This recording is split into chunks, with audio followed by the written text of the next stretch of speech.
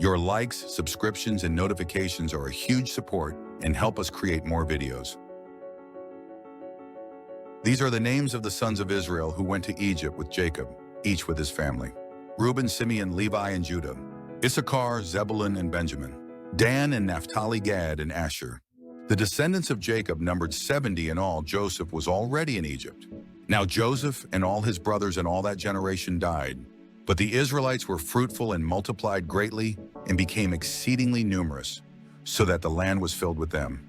Then a new king, who did not know about Joseph, came to power in Egypt. "Look," he said to his people, "the Israelites have become much too numerous for us. Come, we must deal shrewdly with them, or they will become even more numerous. And if war breaks out, we'll join our enemies. Fight against us and leave the country." So they put slave masters over them to oppress them with forced labor, and they built Pithom and Ramesses as store cities for Pharaoh. But the more they were oppressed, the more they multiplied and spread, so the Egyptians came to dread the Israelites and worked them ruthlessly. They made their lives bitter with hard labor in brick and mortar. And with all kinds of work in the fields and all their hard labor, the Egyptians used them ruthlessly. The king of Egypt said to the Hebrew midwives, whose names were Shiphrah and Puah, "When you help the Hebrew women in childbirth and observe them on the delivery stool, if it is a boy, kill him, but if it is a girl, let her live." The midwives, however, feared God and did not do what the king of Egypt had told them to do. They let the boys live. Then the king of Egypt summoned the midwives and asked them, "Why have you done this?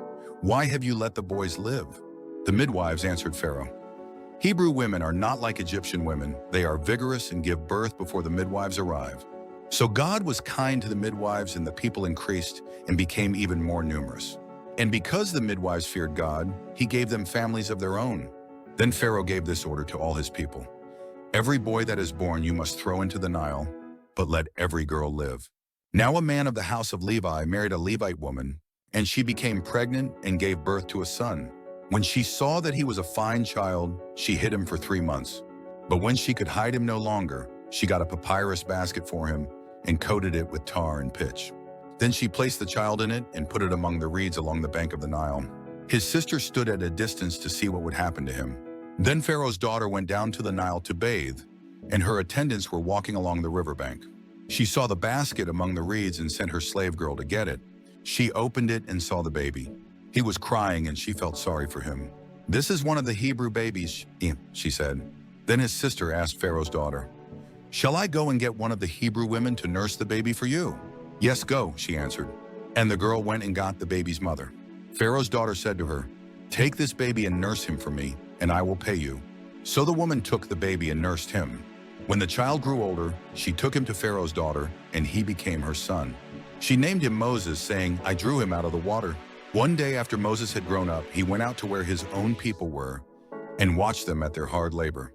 He saw an Egyptian beating a Hebrew, one of his own people. Glancing this way and that and seeing no one, he killed the Egyptian and hid him in the sand. The next day he went out and saw 2 Hebrews fighting.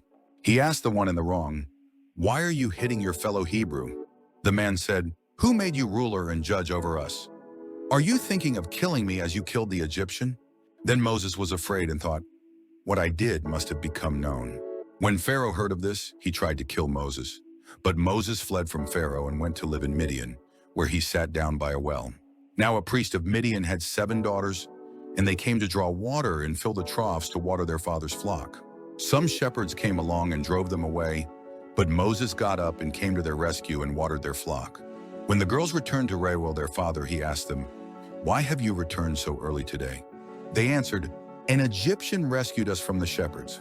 He even drew water for us and watered the flock." "And where is he?" he asked his daughters. "Why did you leave him? Invite him to have something to eat."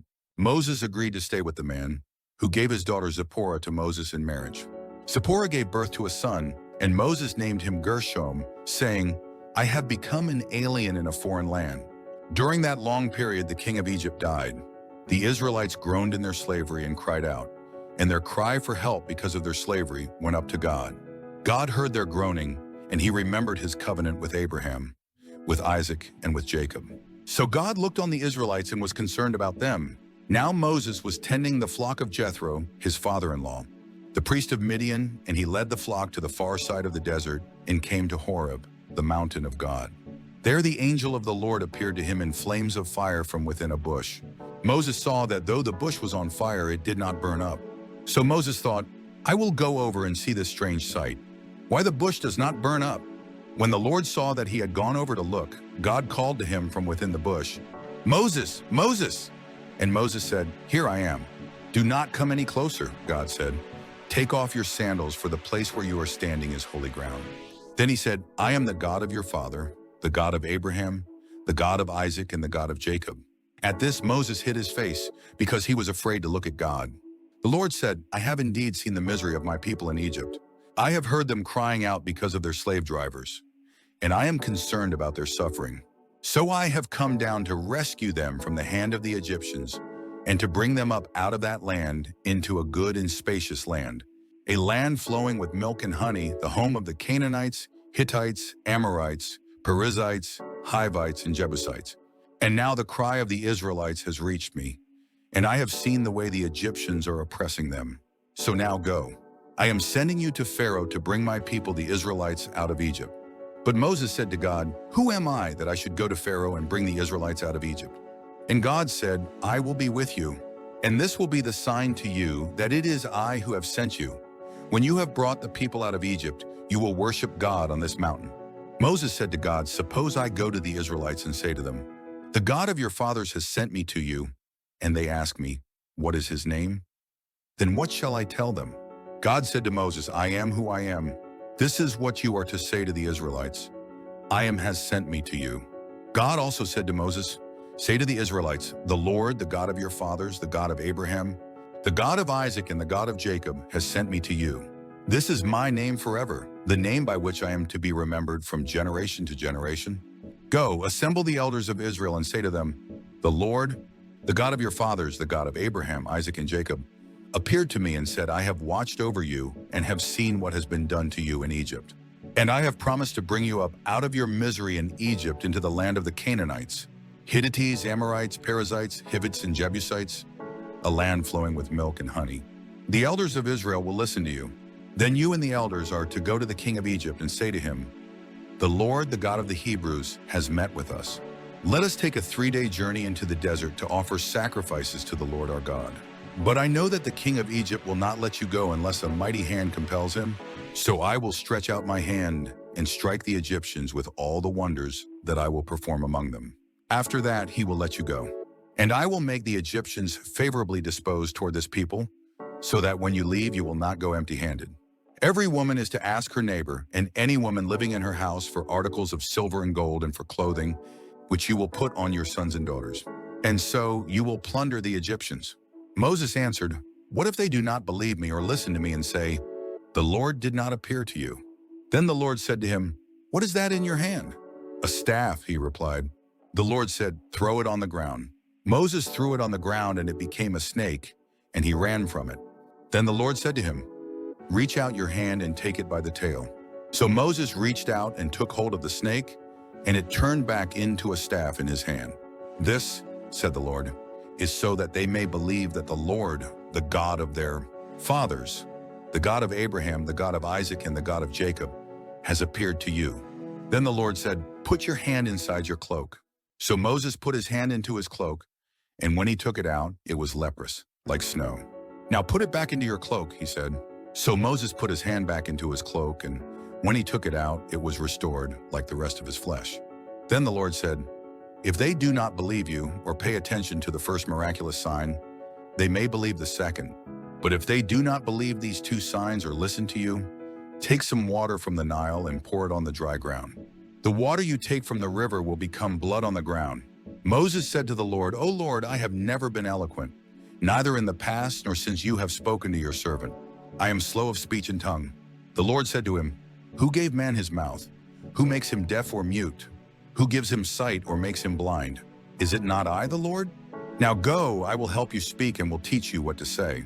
But Moses said, O Lord, please send someone else to do it. Then the Lord's anger burned against Moses, and he said, What about your brother, Aaron the Levite? I know he can speak well. He is already on his way to meet you, and his heart will be glad when he sees you. You shall speak to him and put words in his mouth. I will help both of you speak and will teach you what to do. He will speak to the people for you, and it will be as if he were your mouth and as if you were God to him. But take this staff in your hand so you can perform miraculous signs with it." Then Moses went back to Jethro, his father-in-law, and said to him, "Let me go back to my own people in Egypt to see if any of them are still alive." Jethro said, "Go, and I wish you well." Now the Lord had said to Moses in Midian, "Go back to Egypt, for all the men who wanted to kill you are dead."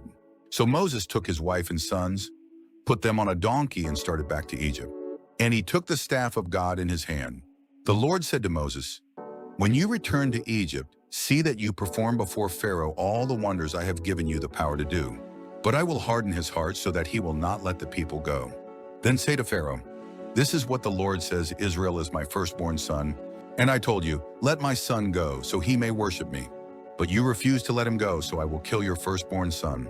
At a lodging place on the way, the Lord met Moses and was about to kill him. But Zipporah took a flint knife, cut off her son's foreskin, and touched Moses' feet with it.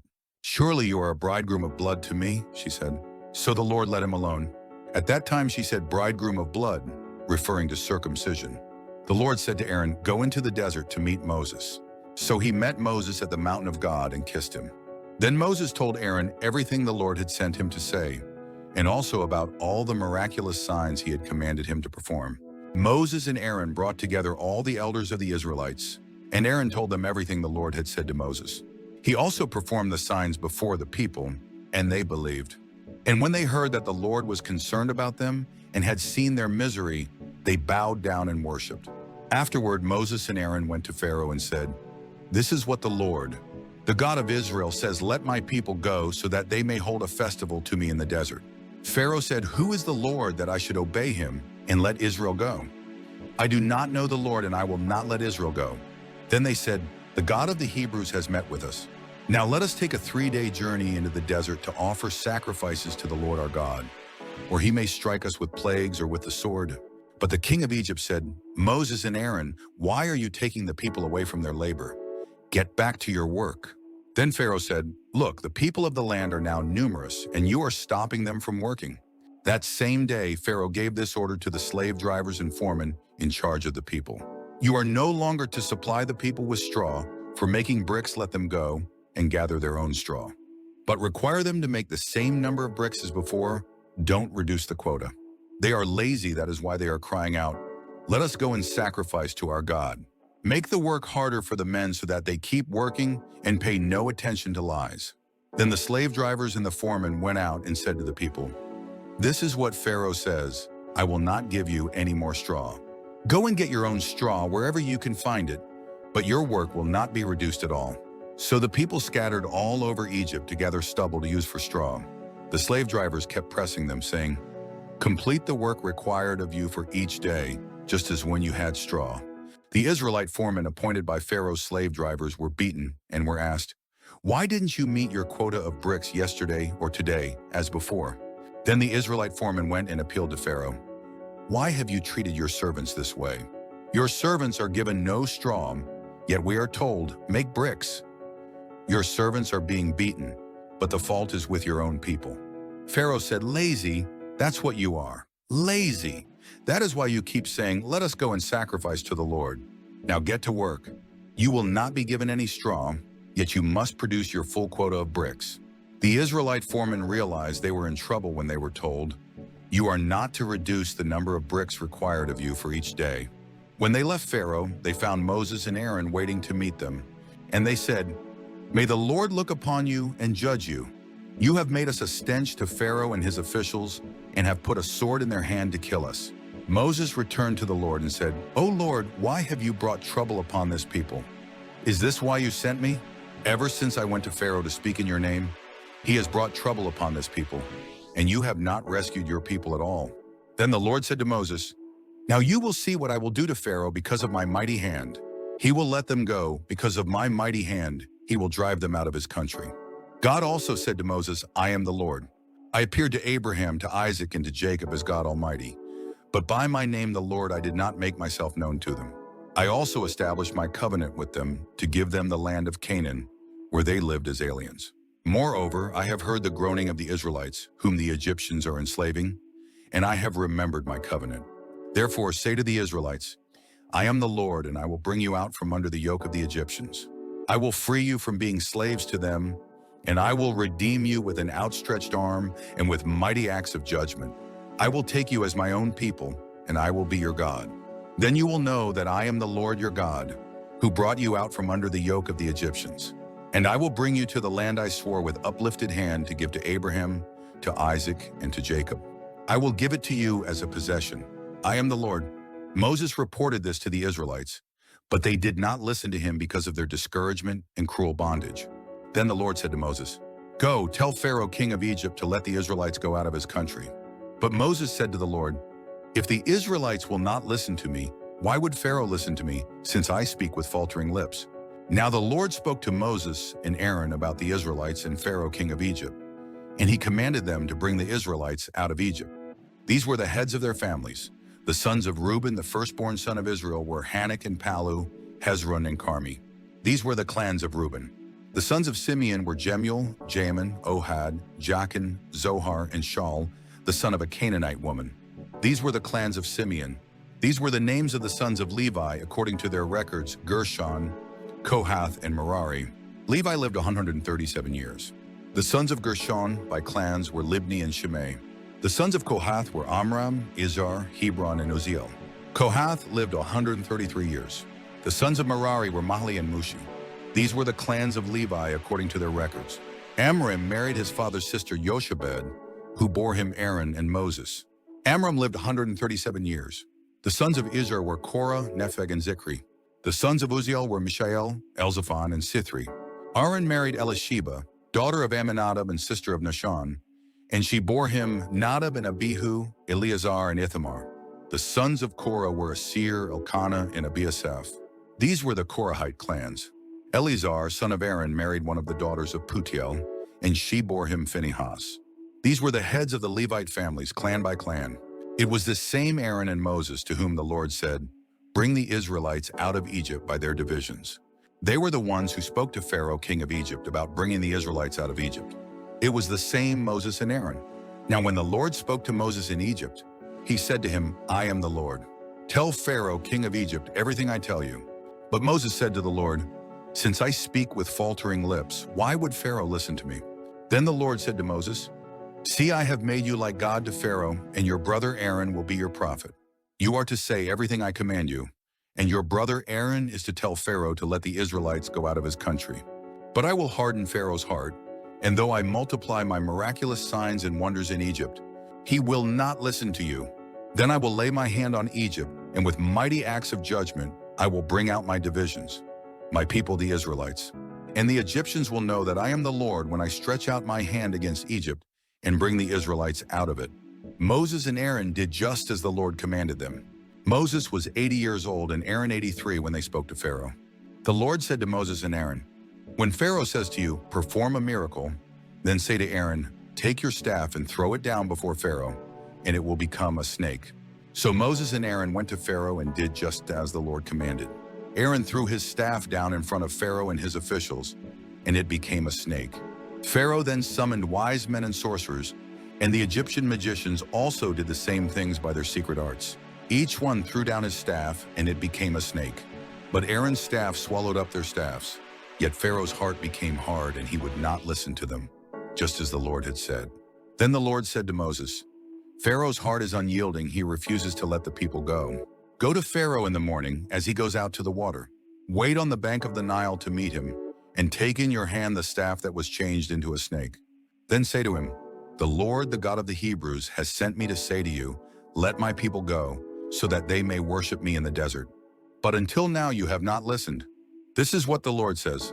By this you will know that I am the Lord with the staff that is in my hand. I will strike the water of the Nile, and it will be changed into blood. The fish in the Nile will die, and the river will stink. The Egyptians will not be able to drink its water." The Lord said to Moses, "Tell Aaron, take your staff and stretch out your hand over the waters of Egypt, over the streams and canals, over the ponds, and all the reservoirs, and they will turn to blood. Blood will be everywhere in Egypt, even in the wooden buckets and stone jars." Moses and Aaron did just as the Lord had commanded. He raised his staff in the presence of Pharaoh and his officials and struck the water of the Nile, and all the water was changed into blood. The fish in the Nile died, and the river smelled so bad that the Egyptians could not drink its water. Blood was everywhere in Egypt, but the Egyptian magicians did the same things by their secret arts, and Pharaoh's heart became hard. He would not listen to Moses and Aaron, just as the Lord had said. Instead, he turned and went into his palace and did not take even this to heart.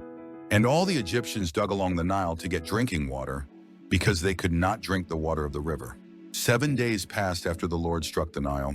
Then the Lord said to Moses, "Go to Pharaoh and say to him, 'This is what the Lord says, let my people go, so that they may worship me. If you refuse to let them go, I will plague your whole country with frogs. The Nile will teem with frogs. They will come up into your palace, in your bedroom, and onto your bed, into the houses of your officials, and on your people, and into your ovens and kneading troughs.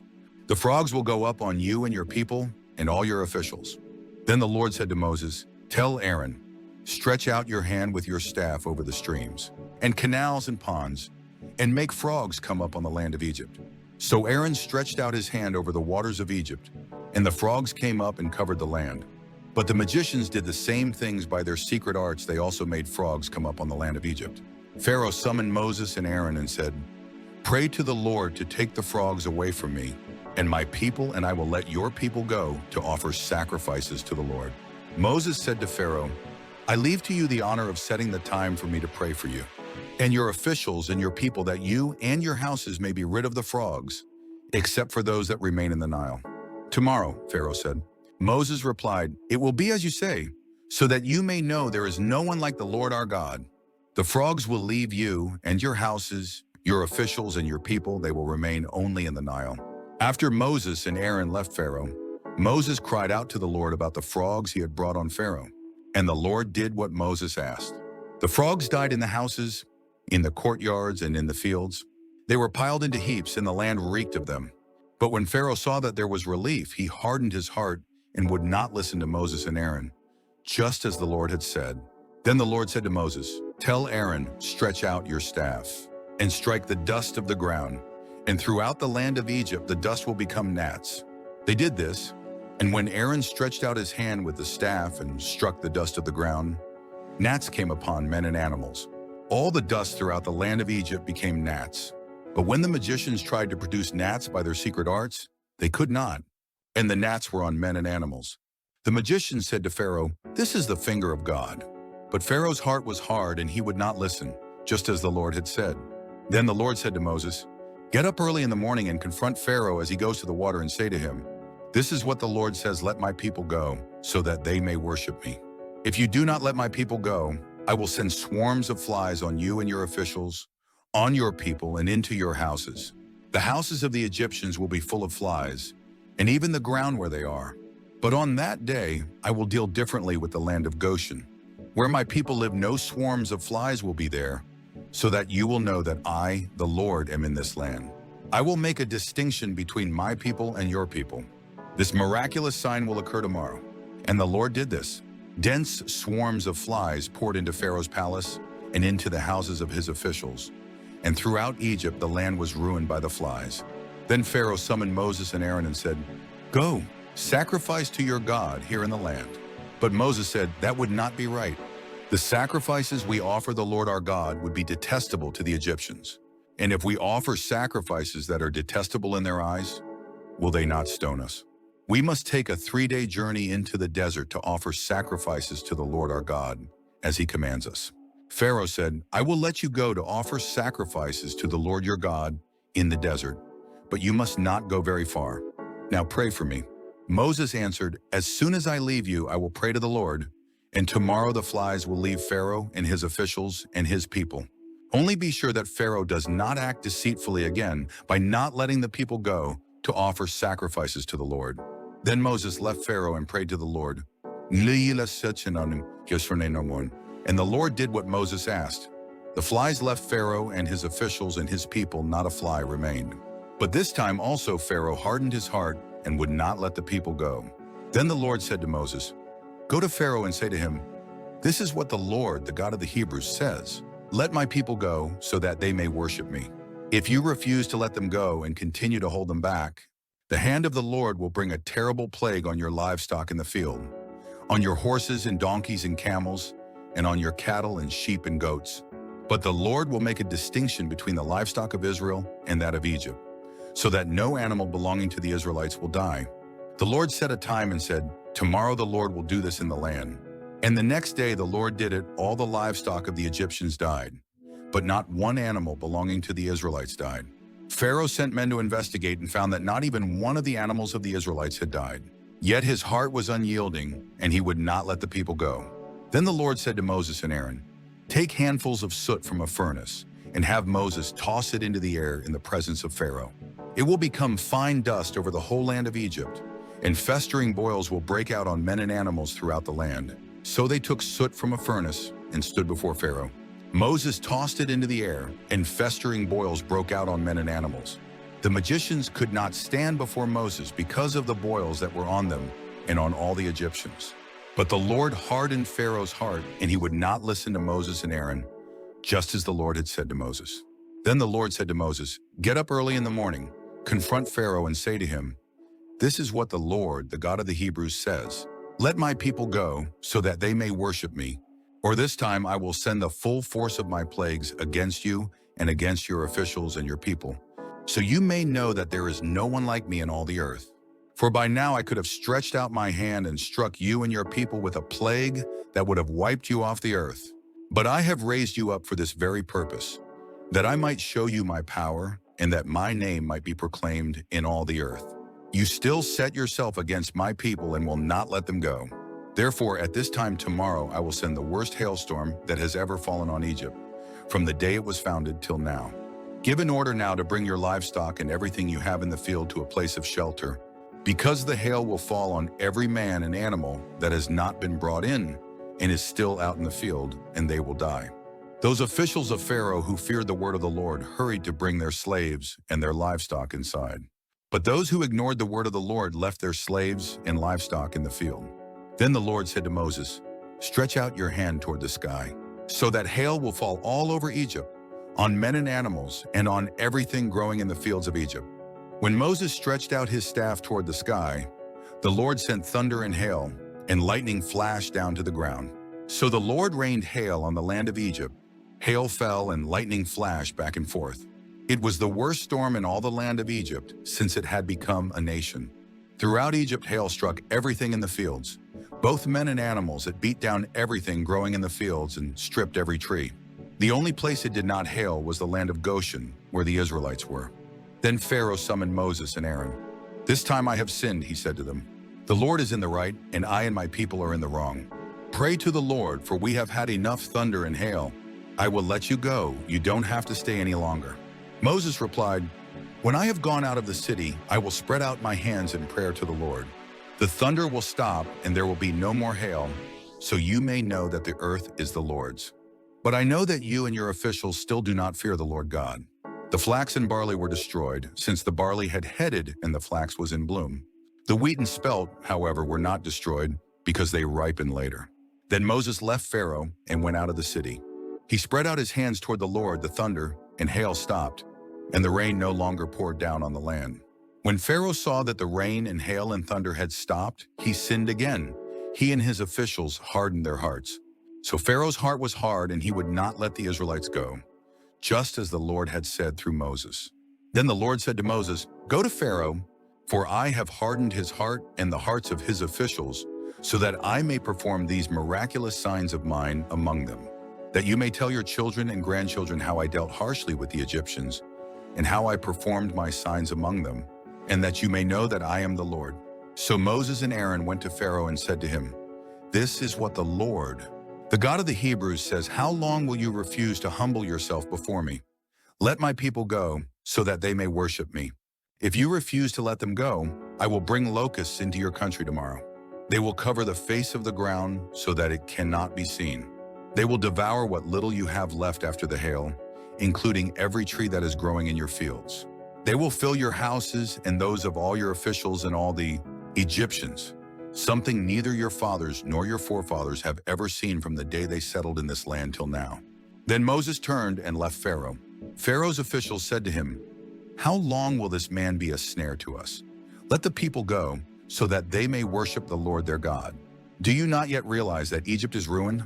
Then Moses and Aaron were brought back to Pharaoh. "Go, worship the Lord your God," he said. "But just who will be going?" Moses answered, "We will go with our young and old, with our sons and daughters, and with our flocks and herds, because we are to celebrate a festival to the Lord." Pharaoh said, "The Lord be with you, if I let you go, along with your women and children. Clearly you are bent on evil. No, have only the men go and worship the Lord, since that's what you have been asking for." Then Moses and Aaron were driven out of Pharaoh's presence. And the Lord said to Moses, "Stretch out your hand over Egypt, so that locusts will swarm over the land and devour everything growing in the fields, everything left by the hail." So Moses stretched out his staff over Egypt, and the Lord made an east wind blow across the land all that day and all that night. By morning the wind had brought the locusts. They invaded all Egypt and settled down in every area of the country in great numbers. Never before had there been such a plague of locusts, nor will there ever be again. They covered all the ground until it was black. They devoured all that was left after the hail, everything growing in the fields and the fruit on the trees. Nothing green remained on tree or plant in all the land of Egypt. Pharaoh quickly summoned Moses and Aaron and said, "I have sinned against the Lord your God and against you. Now forgive my sin once more, and pray to the Lord your God to take this deadly plague away from me." Moses then left Pharaoh and prayed to the Lord. And the Lord changed the wind to a very strong west wind, which caught up the locusts and carried them into the Red Sea. Not a locust was left anywhere in Egypt. But the Lord hardened Pharaoh's heart, and he would not let the Israelites go. Then the Lord said to Moses, "Stretch out your hand toward the sky so that darkness will spread over Egypt, darkness that can be felt." So Moses stretched out his hand toward the sky, and total darkness covered all Egypt for 3 days. No one could see anyone else or leave his place for 3 days. Yet all the Israelites had light in the places where they lived. Then Pharaoh summoned Moses and said, "Go, worship the Lord. Even your women and children may go with you, only leave your flocks and herds behind." But Moses said, "You must allow us to have sacrifices and burnt offerings to present to the Lord our God. Our livestock too must go with us, not a hoof is to be left behind. We have to use some of them in worshiping the Lord our God. And until we get there, we will not know what we are to use to worship the Lord." But the Lord hardened Pharaoh's heart, and he was not willing to let them go. Pharaoh said to Moses, "Get out of my sight. Make sure you do not appear before me again. The day you see my face, you will die." "Just as you say," Moses replied, "I will never appear before you again." Now the Lord had said to Moses, "I will bring one more plague on Pharaoh and on Egypt. After that, he will let you go from here, and when he does, he will drive you out completely. Tell the people that men and women alike are to ask their neighbors for articles of silver and gold." The Lord made the Egyptians favorably disposed toward the people, and Moses himself was highly regarded in Egypt by Pharaoh's officials and by the people. So Moses said, "This is what the Lord says. About midnight I will go throughout Egypt. Every firstborn son in Egypt will die, from the firstborn son of Pharaoh, who sits on the throne, to the firstborn son of the slave girl who is at her handmill, and all the firstborn of the cattle as well. There will be loud wailing throughout Egypt, worse than there has ever been or ever will be again. But among the Israelites not a dog will bark at any man or animal. Then you will know that the Lord makes a distinction between Egypt and Israel. All these officials of yours will come to me, bowing down before me and saying, 'Go, you and all the people who follow you.' After that I will leave." Then Moses, hot with anger, left Pharaoh. The Lord had said to Moses, "Pharaoh will refuse to listen to you, so that my wonders may be multiplied in Egypt." Moses and Aaron performed all these wonders before Pharaoh, but the Lord hardened Pharaoh's heart, and he would not let the Israelites go out of his country. The Lord said to Moses and Aaron in Egypt, "This month is to be for you the first month of your year. Tell the whole community of Israel that on the 10th day of this month, each man is to take a lamb for his family, one for each household. If any household is too small for a whole lamb, they must share one with their nearest neighbor, having taken into account the number of people there are. You are to determine the amount of lamb needed in accordance with what each person will eat. The animals you choose must be year-old males without defect, and you may take them from the sheep or the goats. Take care of them until the 14th day of the month, when all the people of the community of Israel must slaughter them at twilight. Then they are to take some of the blood and put it on the sides and tops of the door frames of the houses where they eat the lambs. That same night they are to eat the meat roasted over the fire, along with bitter herbs and bread made without yeast. Do not eat the meat raw or cooked in water, but roasted over the fire, head, legs, and inner parts. Do not leave any of it till morning. If some is left till morning, you must burn it. This is how you are to eat it, with your cloak tucked into your belt, your sandals on your feet, and your staff in your hand. Eat it in haste. It is the Lord's Passover. On that same night I will pass through Egypt and strike down every firstborn, both men and animals. And I will bring judgment on all the gods of Egypt. I am the Lord. The blood will be a sign for you on the houses where you are, and when I see the blood, I will pass over you. No destructive plague will touch you when I strike Egypt. This is a day you are to commemorate for the generations to come. You shall celebrate it as a festival to the Lord, a lasting ordinance. For 7 days you are to eat bread made without yeast. On the first day remove the yeast from your houses, for whoever eats anything with yeast in it from the first day through the 7th must be cut off from Israel. On the first day hold a sacred assembly, and another one on the 7th day. Do no work at all on these days, except to prepare food for everyone to eat. That is all you may do. Celebrate the feast of unleavened bread, because it was on this very day that I brought your divisions out of Egypt. Celebrate this day as a lasting ordinance for the generations to come. In the first month you are to eat bread made without yeast, from the evening of the 14th day until the evening of the 21st day. For 7 days no yeast is to be found in your houses, and whoever eats anything with yeast in it must be cut off from the community of Israel, whether he is an alien or native born. Eat nothing made with yeast. Wherever you live you must eat unleavened bread. Then Moses summoned all the elders of Israel and said to them, Go at once and select the animals for your families and slaughter the Passover lamb. Take a bunch of hyssop, dip it into the blood in the basin, and put some of the blood on the top and on both sides of the doorframe. Not one of you shall go out the door of his house until morning. When the Lord goes through the land to strike down the Egyptians, he will see the blood on the top and sides of the doorframe and will pass over that doorway. And he will not permit the destroyer to enter your houses and strike you down. Obey these instructions as a lasting ordinance for you and your descendants. When you enter the land that the Lord will give you as he promised, observe this ceremony. And when your children ask you, What does this ceremony mean to you? Then tell them, It is the Passover sacrifice to the Lord, who passed over the houses of the Israelites in Egypt and spared our homes when he struck down the Egyptians. Then the people bowed down and worshiped. The Israelites did just what the Lord commanded Moses and Aaron. At midnight the Lord struck down all the firstborn in Egypt, from the firstborn of Pharaoh, who sat on the throne, to the firstborn of the prisoner who was in the dungeon, and the firstborn of all the livestock as well. Pharaoh and all his officials and all the Egyptians got up during the night, and there was loud wailing in Egypt, for there was not a house without someone dead.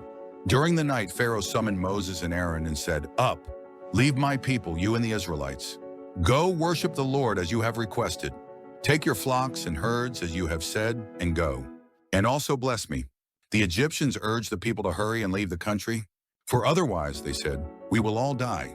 So the people took their dough before the yeast was added, and carried it on their shoulders in kneading troughs wrapped in clothing. The Israelites did as Moses instructed, and asked the Egyptians for articles of silver and gold and for clothing. The Lord had made the Egyptians favorably disposed toward the people, and they gave them what they asked for, so they plundered the Egyptians.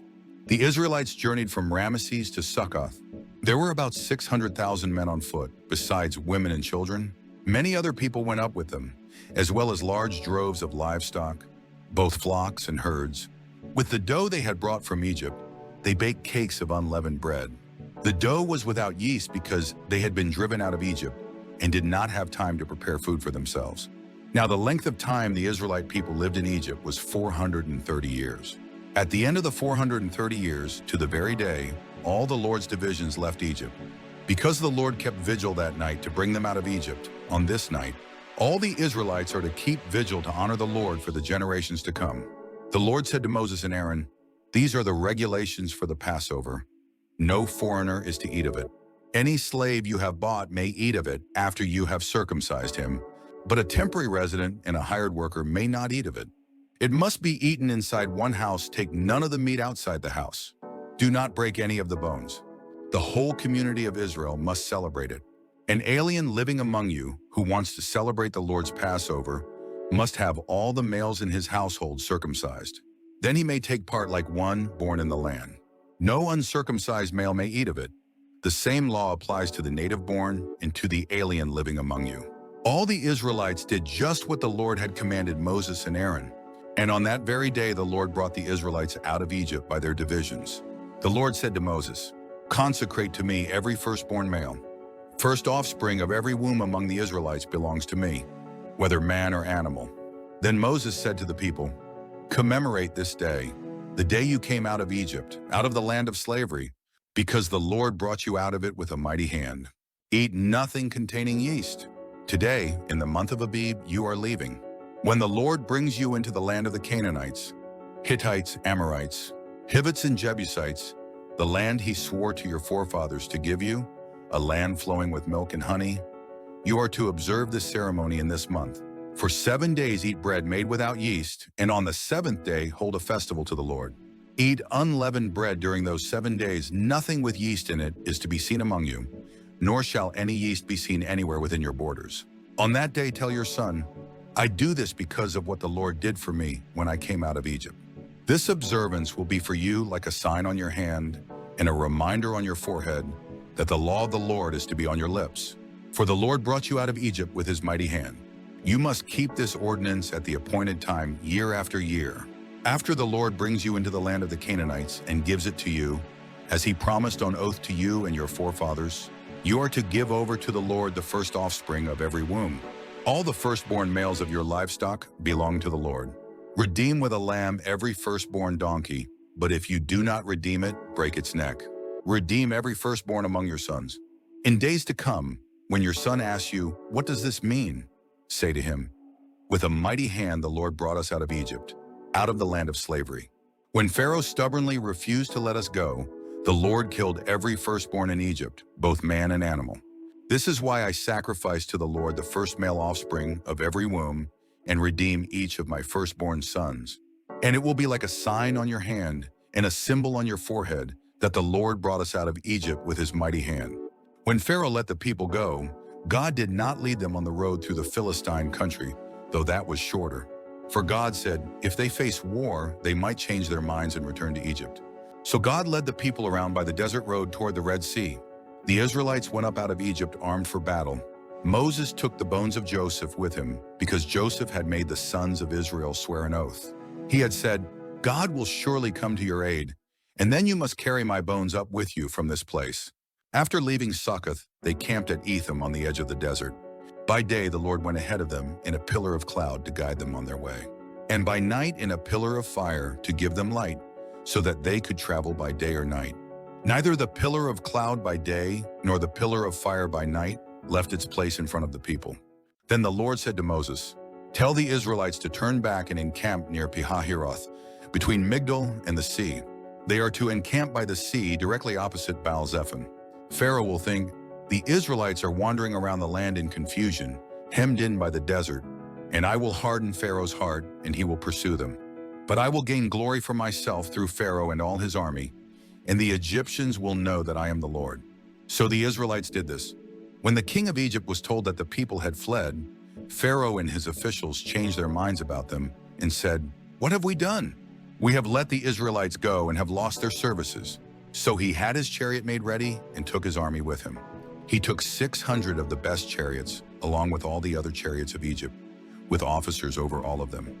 The Lord hardened the heart of Pharaoh, king of Egypt, so that he pursued the Israelites who were marching out boldly. The Egyptians, all Pharaoh's horses and chariots, horsemen and troops, pursued the Israelites and overtook them as they camped by the sea near Pihahiroth, opposite Baal-Zephon. As Pharaoh approached, the Israelites looked up, and there were the Egyptians marching after them. They were terrified and cried out to the Lord. They said to Moses, was it because there were no graves in Egypt that you brought us to the desert to die? What have you done to us by bringing us out of Egypt? Didn't we say to you in Egypt, leave us alone, let us serve the Egyptians? It would have been better for us to serve the Egyptians than to die in the desert. Moses answered the people, do not be afraid. Stand firm, and you will see the deliverance the Lord will bring you today. The Egyptians you see today, you will never see again. The Lord will fight for you, you need only to be still. Then the Lord said to Moses, why are you crying out to me? Tell the Israelites to move on. Raise your staff and stretch out your hand over the sea to divide the water so that the Israelites can go through the sea on dry ground. I will harden the hearts of the Egyptians so that they will go in after them. And I will gain glory through Pharaoh and all his army, through his chariots and his horsemen. The Egyptians will know that I am the Lord when I gain glory through Pharaoh, his chariots and his horsemen.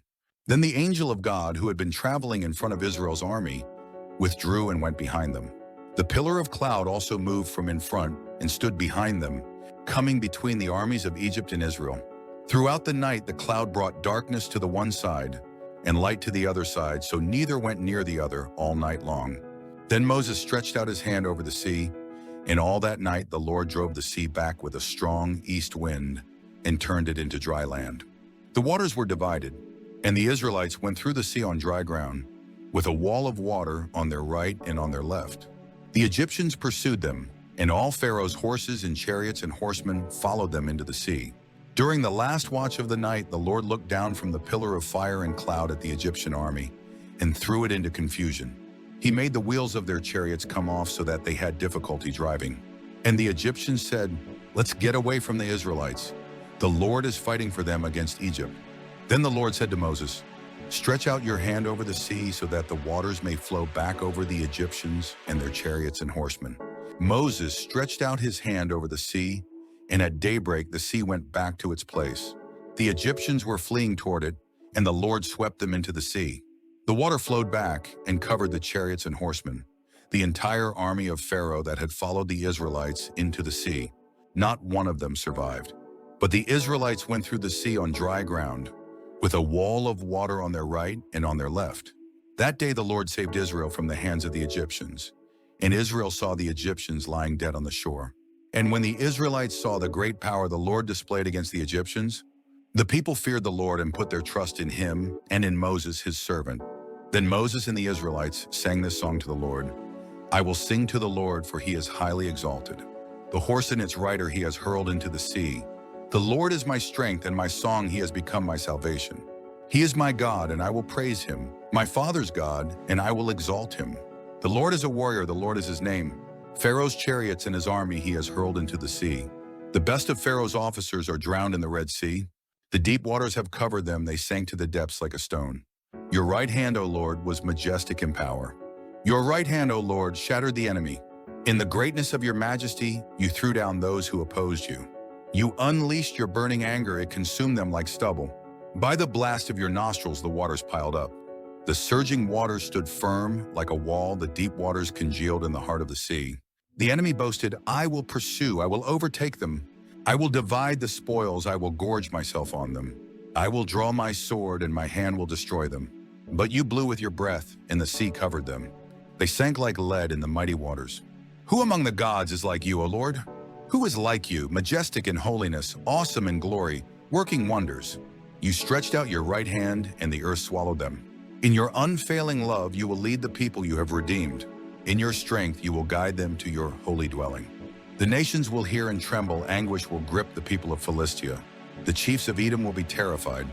The leaders of Moab will be seized with trembling. The people of Canaan will melt away. Terror and dread will fall upon them. By the power of your arm they will be as still as a stone, until your people pass by, O Lord, until the people you bought pass by. You will bring them in and plant them on the mountain of your inheritance. The place, O Lord, you made for your dwelling, the sanctuary, O Lord, your hands established. The Lord will reign forever and ever. When Pharaoh's horses, chariots, and horsemen went into the sea, the Lord brought the waters of the sea back over them. But the Israelites walked through the sea on dry ground. Then Miriam the prophetess, Aaron's sister, took a tambourine in her hand, and all the women followed her, with tambourines and dancing. Miriam sang to them, "Sing to the Lord, for he is highly exalted. The horse and its rider he has hurled into the sea." Then Moses led Israel from the Red Sea, and they went into the desert of Shur.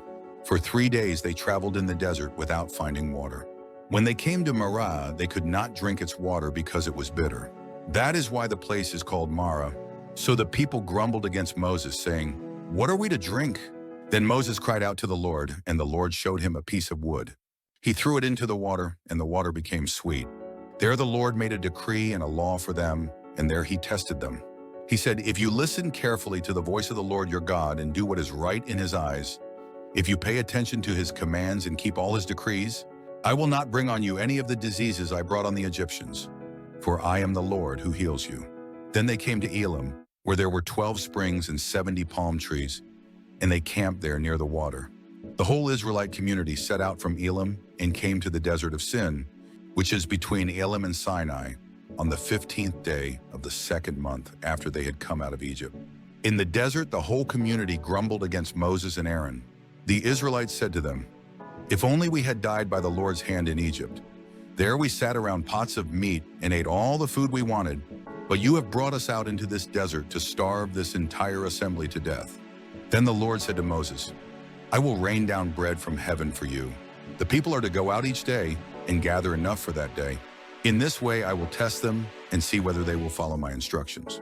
On the 6th day they are to prepare what they bring in, and that is to be twice as much as they gather on the other days." So Moses and Aaron said to all the Israelites, "In the evening you will know that it was the Lord who brought you out of Egypt, and in the morning you will see the glory of the Lord, because he has heard your grumbling against him. Who are we that you should grumble against us?" Moses also said, "You will know that it was the Lord when he gives you meat to eat in the evening, and all the bread you want in the morning, because he has heard your grumbling against him. Who are we? You are not grumbling against us, but against the Lord." Then Moses told Aaron, "Say to the entire Israelite community, 'Come before the Lord, for he has heard your grumbling.'" While Aaron was speaking to the whole Israelite community, they looked toward the desert, and there was the glory of the Lord appearing in the cloud. The Lord said to Moses, "I have heard the grumbling of the Israelites. Tell them, at twilight you will eat meat, and in the morning you will be filled with bread. Then you will know that I am the Lord your God." That evening quail came and covered the camp, and in the morning there was a layer of dew around the camp. When the dew was gone, thin flakes like frost on the ground appeared on the desert floor. When the Israelites saw it, they said to each other, "What is it?" For they did not know what it was. Moses said to them, "It is the bread the Lord has given you to eat. This is what the Lord has commanded each one is to gather as much as he needs. Take an omer for each person you have in your tent."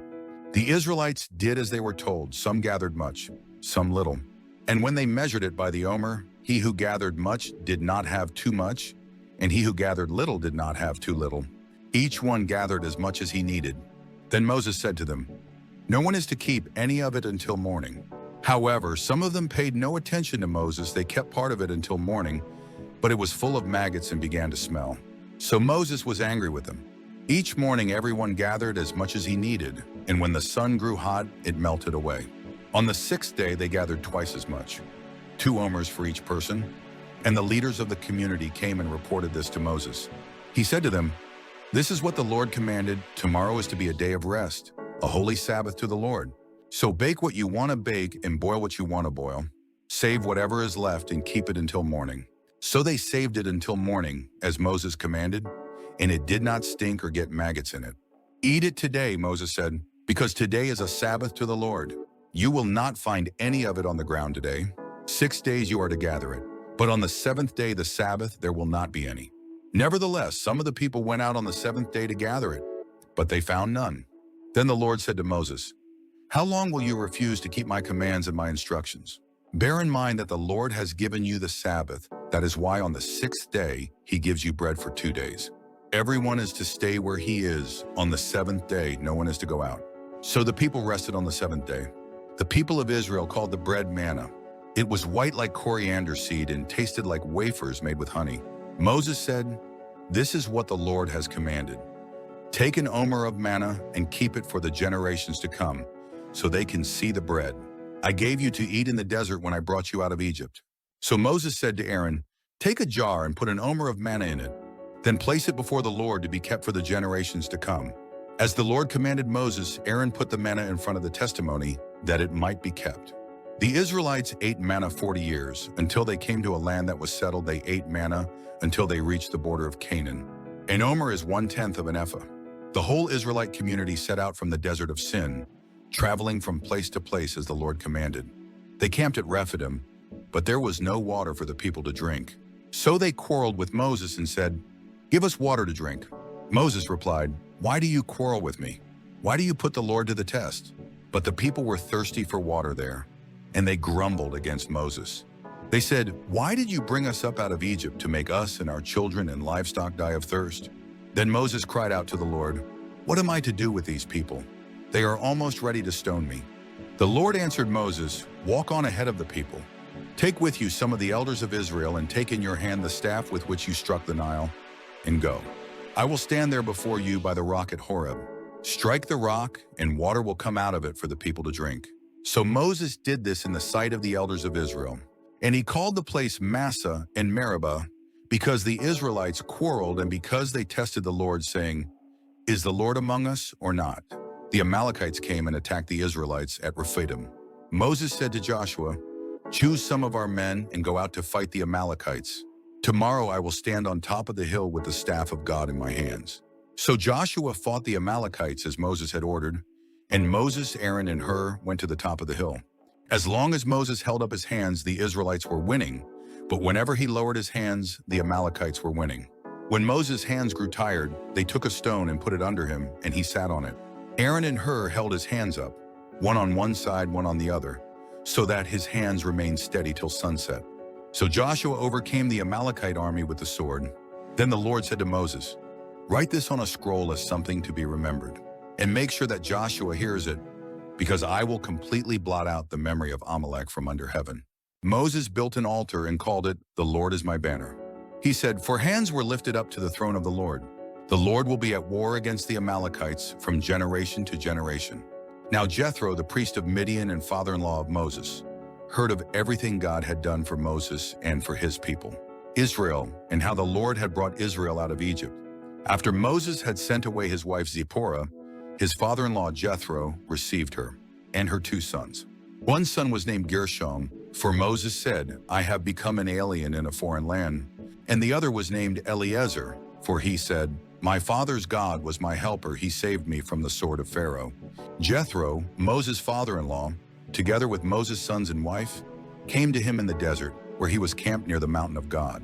Jethro had sent word to him, "I, your father-in-law Jethro, am coming to you with your wife and her 2 sons." So Moses went out to meet his father-in-law and bowed down and kissed him. They greeted each other and then went into the tent. Moses told his father-in-law about everything the Lord had done to Pharaoh and the Egyptians for Israel's sake, and about all the hardships they had met along the way and how the Lord had saved them. Jethro was delighted to hear about all the good things the Lord had done for Israel in rescuing them from the hand of the Egyptians. He said, "Praise be to the Lord who rescued you from the hand of the Egyptians and of Pharaoh, and who rescued the people from the hand of the Egyptians. Now I know that the Lord is greater than all other gods, for he did this to those who had treated Israel arrogantly." Then Jethro, Moses' father-in-law, brought a burnt offering and other sacrifices to God. And Aaron came with all the elders of Israel to eat bread with Moses' father-in-law in the presence of God. The next day Moses took his seat to serve as judge for the people, and they stood around him from morning till evening.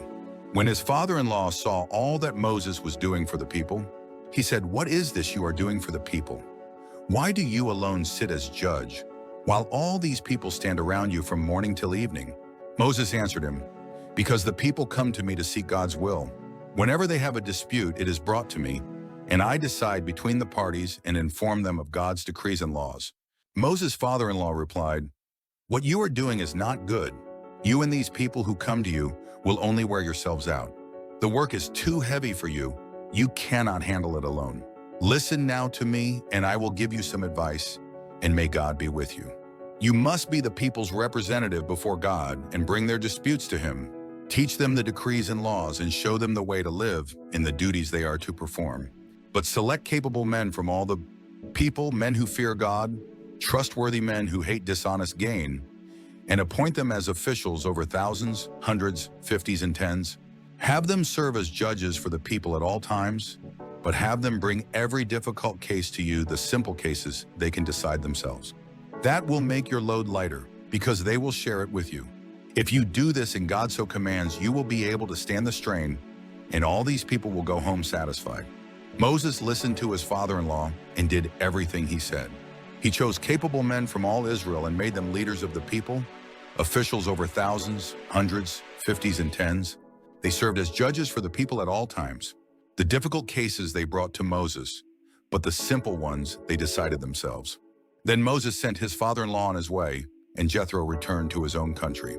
In the 3rd month after the Israelites left Egypt, on the very day, they came to the desert of Sinai. After they set out from Rephidim, they entered the desert of Sinai, and Israel camped there in the desert in front of the mountain. Then Moses went up to God, and the Lord called to him from the mountain and said, "This is what you are to say to the house of Jacob, and what you are to tell the people of Israel. You yourselves have seen what I did to Egypt, and how I carried you on eagle's wings and brought you to myself. Now if you obey me fully and keep my covenant, then out of all nations you will be my treasured possession. Although the whole earth is mine, you will be for me a kingdom of priests and a holy nation. These are the words you are to speak to the Israelites." So Moses went back and summoned the elders of the people and set before them all the words the Lord had commanded him to speak. The people all responded together, "We will do everything the Lord has said." So Moses brought their answer back to the Lord. The Lord said to Moses, "I am going to come to you in a dense cloud, so that the people will hear me speaking with you and will always put their trust in you." Then Moses told the Lord what the people had said. And the Lord said to Moses, "Go to the people and consecrate them today and tomorrow. Have them wash their clothes and be ready by the 3rd day, because on that day the Lord will come down on Mount Sinai in the sight of all the people. Put limits for the people around the mountain and tell them, 'Be careful that you do not go up the mountain or touch the foot of it. Whoever touches the mountain shall surely be put to death. He shall surely be stoned or shot with arrows. Not a hand is to be laid on him. Whether man or animal, he shall not be permitted to live. Only when the ram's horn sounds a long blast may they go up to the mountain.' After Moses had gone down the mountain to the people, he consecrated them, and they washed their clothes. Then he said to the people, 'Prepare yourselves for the 3rd day. Abstain from sexual relations.' On the morning of the 3rd day there was thunder and lightning, with a thick cloud over the mountain, and a very loud trumpet blast. Everyone in the camp trembled. Then Moses led the people out of the camp to meet with God, and they stood at the foot of the mountain. Mount Sinai was covered with smoke, because the Lord descended on it in fire. The smoke billowed up from it like smoke from a furnace. The whole mountain trembled violently, and the sound of the trumpet grew louder and louder. Then Moses spoke, and the voice of God answered him. The Lord descended to the top of Mount Sinai and called Moses to the top of the mountain. So Moses went up, and the Lord said to him, "Go down and warn the people so they do not force their way through to see the Lord, and many of them perish. Even the priests who approach the Lord must consecrate themselves, or the Lord will break out against them." Moses said to the Lord, "The people cannot come up Mount Sinai because you yourself warned us. Put limits around the mountain and set it apart as holy." The Lord replied, "Go down and bring Aaron up with you. But the priests and the people must not force their way through to come up to the Lord, or he will break out against them." So Moses went down to the people and told them. And God spoke all these words, "I am the Lord your God, who brought you out of Egypt, out of the land of slavery. You shall have no other gods before me. You shall not make for yourself an idol in the form of anything in heaven above, or on the earth beneath, or in the waters below. You shall not bow down to them or worship them, for I, the Lord your God, am a jealous God, punishing the children for the sin of the fathers to the 3rd and 4th generation of those who hate me, but showing love to 1,000 generations of those who love me and keep my commandments. You shall not misuse the name of the Lord your God, for the Lord will not hold anyone guiltless who misuses his name. Remember the Sabbath day by keeping it holy. 6 days you shall labor and do all your work, but the 7th day is a Sabbath to the Lord your God. On it you shall not do any work, neither you nor your son or daughter, nor your manservant or maidservant, nor your animals, nor the alien within your gates. For in 6 days the Lord made the heavens and the earth, the sea, and all that is in them, but he rested on the 7th day. Therefore the Lord blessed the Sabbath day and made it holy. Honor your father and your mother, so that you may live long in the land the Lord your God is giving you. You shall not murder. You shall not commit adultery. You shall not steal. You shall not give false testimony against your neighbor. You shall not covet your neighbor's house. You shall not covet your neighbor's wife, or his manservant or maidservant, his ox or donkey, or anything that belongs to your neighbor." When the people saw the thunder and lightning, and heard the trumpet and saw the mountain in smoke, they trembled with fear. They stayed at a distance, Kukinomon, Surus Wanavrum Demorn, and said to Moses, "Speak to us yourself, and we will listen. But do not have God speak to us, or we will die." Moses said to the people, "Do not be afraid. God has come to test you, so that the fear of God will be with you to keep you from sinning." The people remained at a distance, while Moses approached the thick darkness where God was. Then the Lord said to Moses, "Tell the Israelites this: you have seen for yourselves that I have spoken to you from heaven. Do not make any gods to be alongside me. Do not make for yourselves gods of silver or gods of gold. Make an altar of earth for me and sacrifice on it your burnt offerings and fellowship offerings, your sheep and goats and your cattle. Wherever I cause my name to be honored, I will come to you and bless you. If you make an altar of stones for me, do not build it with dressed stones, for you will defile it if you use a tool on it. And do not go up to my altar on steps, lest your nakedness be exposed on it. These are the laws you are to set before them. If you buy a Hebrew servant, he is to serve you for 6 years. But in the 7th year, he shall go free without paying anything. If he comes alone, he is to go free alone. But if he has a wife when he comes, she is to go with him. If his master gives him a wife and she bears him sons or daughters, the woman and her children shall belong to her master, and only the man shall go free. But if the servant declares, I love my master and my wife and children, and do not want to go free, then his master must take him before the judges. He shall take him to the door or the doorpost and pierce his ear with an awl. Then he will be his servant for life. If a man sells his daughter as a servant, she is not to go free as men servants do. If she does not please the master, who has selected her for himself, he must let her be redeemed.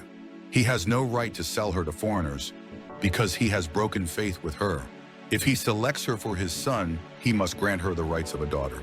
If he marries another woman, he must not deprive the first one of her food, clothing, and marital rights. If he does not provide her with these 3 things, she is to go free, without any payment of money. Anyone who strikes a man and kills him shall surely be put to death. However, if he does not do it intentionally, but God lets it happen, he is to flee to a place I will designate. But if a man schemes and kills another man deliberately, take him away from my altar and put him to death. Anyone who attacks his father or his mother must be put to death. Anyone who kidnaps another and either sells him or still has him when he is caught must be put to death. Anyone who curses his father or mother must be put to death. If men quarrel and one hits the other with a stone or with his fist and he does not die but is confined to bed, the one who struck the blow will not be held responsible if the other gets up and walks around outside with his staff. However, he must pay the injured man for the loss of his time and see that he is completely healed. If a man beats his male or female slave with a rod and the slave dies as a direct result, he must be punished.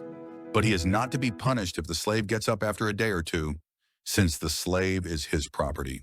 If men who are fighting hit a pregnant woman and she gives birth prematurely, but there is no serious injury, the offender must be fined whatever the woman's husband demands and the court allows. But if there is serious injury, you are to take life for life, eye for eye, tooth for tooth, hand for hand, foot for foot, burn for burn, wound for wound, bruise for bruise. If a man hits a manservant or maidservant in the eye and destroys it, he must let the servant go free to compensate for the eye. And if he knocks out the tooth of a manservant or maidservant, he must let the servant go free to compensate for the tooth. If a bull gores a man or a woman to death, the bull must be stoned to death, and its meat must not be eaten. But the owner of the bull will not be held responsible. If, however, the bull has had the habit of goring and the owner has been warned, but has not kept it penned up and it kills a man or woman, the bull must be stoned and the owner also must be put to death.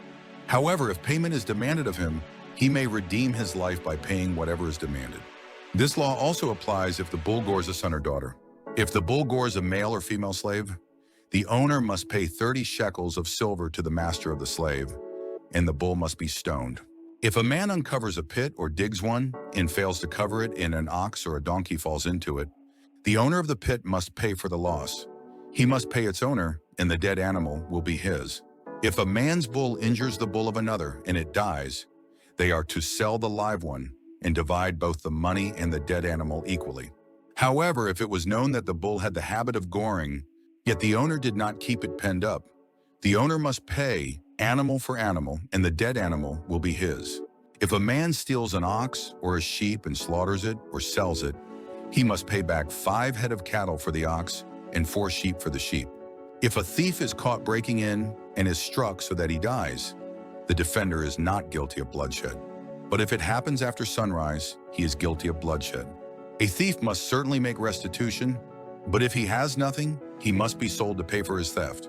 If the stolen animal is found alive in his possession, whether ox or donkey or sheep, he must pay back double.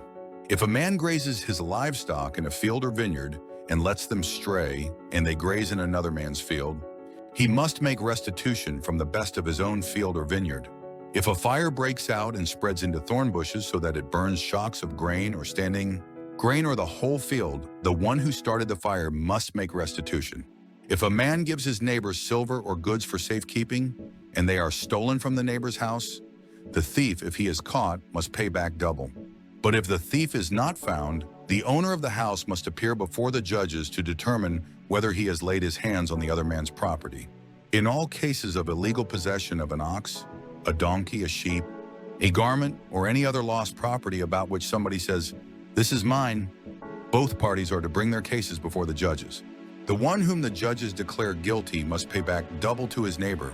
If a man gives a donkey, an ox, a sheep, or any other animal to his neighbor for safekeeping, and it dies or is injured or is taken away while no one is looking, the issue between them will be settled by the taking of an oath before the Lord that the neighbor did not lay hands on the other person's property. The owner is to accept this, and no restitution is required. But if the animal was stolen from the neighbor, he must make restitution to the owner. If it was torn to pieces by a wild animal, he shall bring in the remains as evidence, and he will not be required to pay for the torn animal. If a man borrows an animal from his neighbor, and it is injured or dies while the owner is not present, he must make restitution. But if the owner is with the animal, the borrower will not have to pay. If the animal was hired, the money paid for the hire covers the loss. If a man seduces a virgin who is not pledged to be married and sleeps with her, he must pay the bride price, and she shall be his wife. If her father absolutely refuses to give her to him, he must still pay the bride price for virgins. Do not allow a sorceress to live. Anyone who has sexual relations with an animal must be put to death. Whoever sacrifices to any god other than the Lord must be destroyed. Do not mistreat an alien or oppress him, for you were aliens in Egypt. Do not take advantage of a widow or an orphan. If you do and they cry out to me, I will certainly hear their cry. My anger will be aroused, and I will kill you with the sword. Your wives will become widows, and your children fatherless. If you lend money to one of my people among you who is needy, do not be like a moneylender, charge him no interest. If you take your neighbor's cloak as a pledge, return it to him by sunset, because his cloak is the only covering he has for his body. What else will he sleep in? When he cries out to me, I will hear, for I am compassionate. Do not blaspheme God or curse the ruler of your people. Do not hold back offerings from your granaries or your vats. You must give me the firstborn of your sons. Do the same with your cattle and your sheep. Let them stay with their mothers for 7 days, but give them to me on the 8th day. You are to be my holy people. So do not eat the meat of an animal torn by wild beasts, throw it to the dogs. Do not spread false reports. Do not help a wicked man by being a malicious witness. Do not follow the crowd in doing wrong. When you give testimony in a lawsuit, do not pervert justice by siding with the crowd, and do not show favoritism to a poor man in his lawsuit. If you come across your enemy's ox or donkey wandering off, be sure to take it back to him. If you see the donkey of someone who hates you fallen down under its load, do not leave it there, be sure you help him with it. Do not deny justice to your poor people in their lawsuits. Have nothing to do with a false charge, and do not put an innocent or honest person to death, for I will not acquit the guilty. Do not accept a bribe, for a bribe blinds those who see and twist the words of the righteous. Do not oppress an alien. You yourselves know how it feels to be aliens, because you were aliens in Egypt. For 6 years you are to sow your fields and harvest the crops. But during the 7th year, let the land lie unplowed and unused. Then the poor among your people may get food from it, and the wild animals may eat what they leave.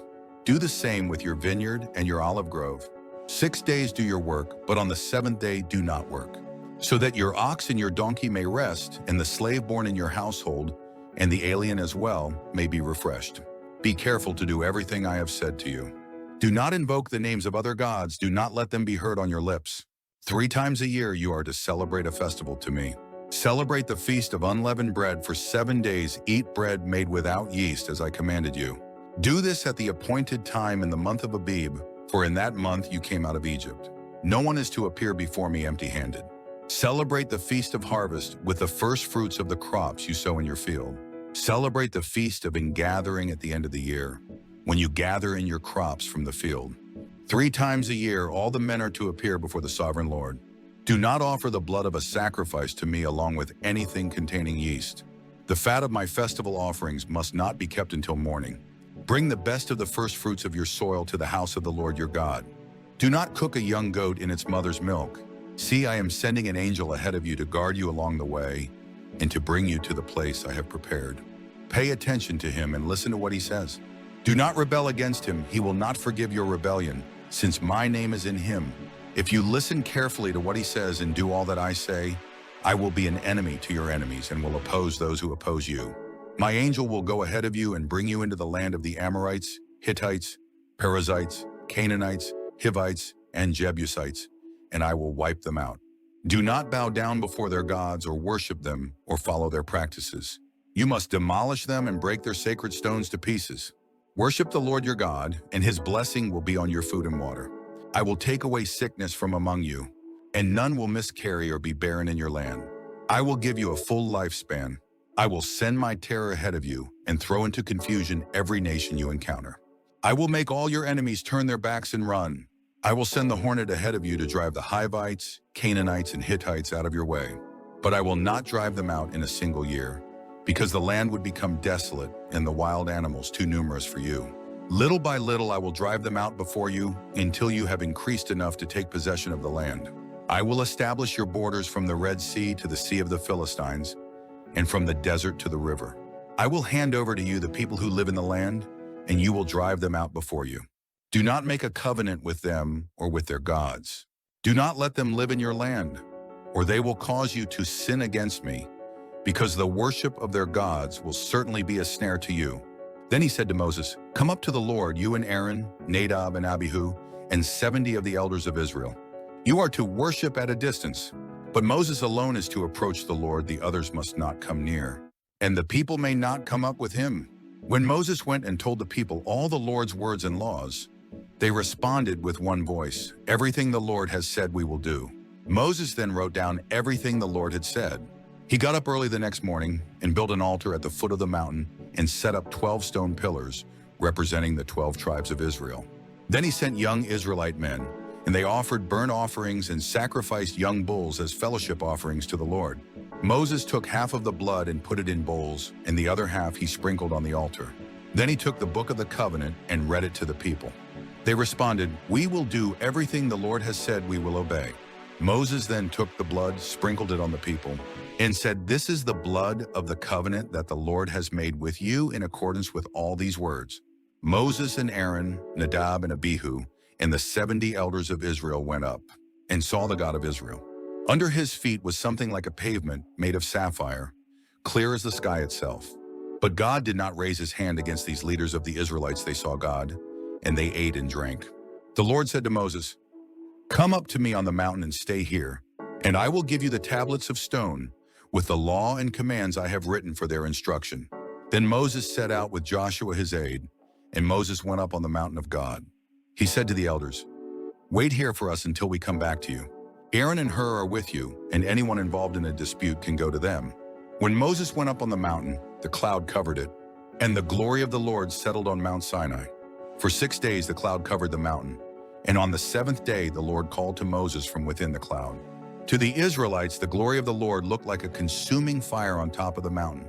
Then Moses entered the cloud as he went on up the mountain, and he stayed on the mountain 40 days and 40 nights. The Lord said to Moses, Tell the Israelites to bring me an offering. You are to receive the offering for me from each man whose heart prompts him to give. These are the offerings you are to receive from them: gold, silver, and bronze, blue, purple, and scarlet yarn, and fine linen goat hair, ram skins dyed red, and hides of sea cows, acacia wood, olive oil for the light spices, for the anointing oil, and for the fragrant incense, and onyx stones and other gems to be mounted on the ephod and breastpiece. Then have them make a sanctuary for me, and I will dwell among them. Make this tabernacle and all its furnishings exactly like the pattern I will show you. Have them make a chest of acacia wood, 2.5 cubits long, 1.5 cubits wide, and 1.5 cubits high. Overlay it with pure gold, both inside and out, and make a gold molding around it. Cast 4 gold rings for it and fasten them to its 4 feet, with 2 rings on one side and 2 rings on the other. Then make poles of acacia wood and overlay them with gold. Insert the poles into the rings on the sides of the chest to carry it. The poles are to remain in the rings of this ark, they are not to be removed. Then put in the ark the testimony, which I will give you. Make an atonement cover of pure gold, 2.5 cubits long and 1.5 cubits wide. And make 2 cherubim out of hammered gold at the ends of the cover. Make 1 cherub on one end and the second cherub on the other. Make the cherubim of one piece with the cover at the 2 ends. The cherubim are to have their wings spread upward, overshadowing the cover with them. The cherubim are to face each other, looking toward the cover. Place the cover on top of the ark and put in the ark the testimony, which I will give you. There above the cover between the 2 cherubim that are over the ark of the testimony, I will meet with you and give you all my commands for the Israelites. Make a table of acacia wood, 2 cubits long, 1 cubit wide and 1.5 cubits high. Overlay it with pure gold and make a gold molding around it. Also make around it a rim a handbreadth wide and put a gold molding on the rim. Make 4 gold rings for the table and fasten them to the 4 corners where the 4 legs are. The rings are to be close to the rim to hold the poles used in carrying the table. Make the poles of acacia wood, overlay them with gold and carry the table with them. And make its plates and dishes of pure gold, as well as its pitchers and bowls for the pouring out of offerings. Put the bread of the presence on this table to be before me at all times. Make a lampstand of pure gold and hammer it out. Base and shaft its flower-like cups. Buds and blossoms shall be of one piece with it. 6 branches are to extend from the sides of the lampstand, 3 on one side and 3 on the other.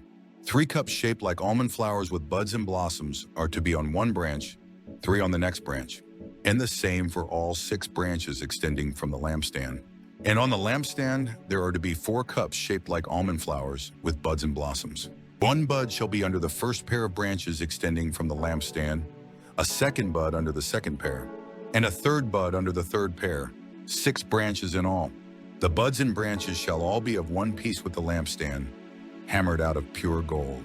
Then make it 7 lamps and set them up on it so that they light the space in front of it. Its wick trimmers and trays are to be of pure gold. A talent of pure gold is to be used for the lampstand and all these accessories. See that you make them according to the pattern shown you on the mountain.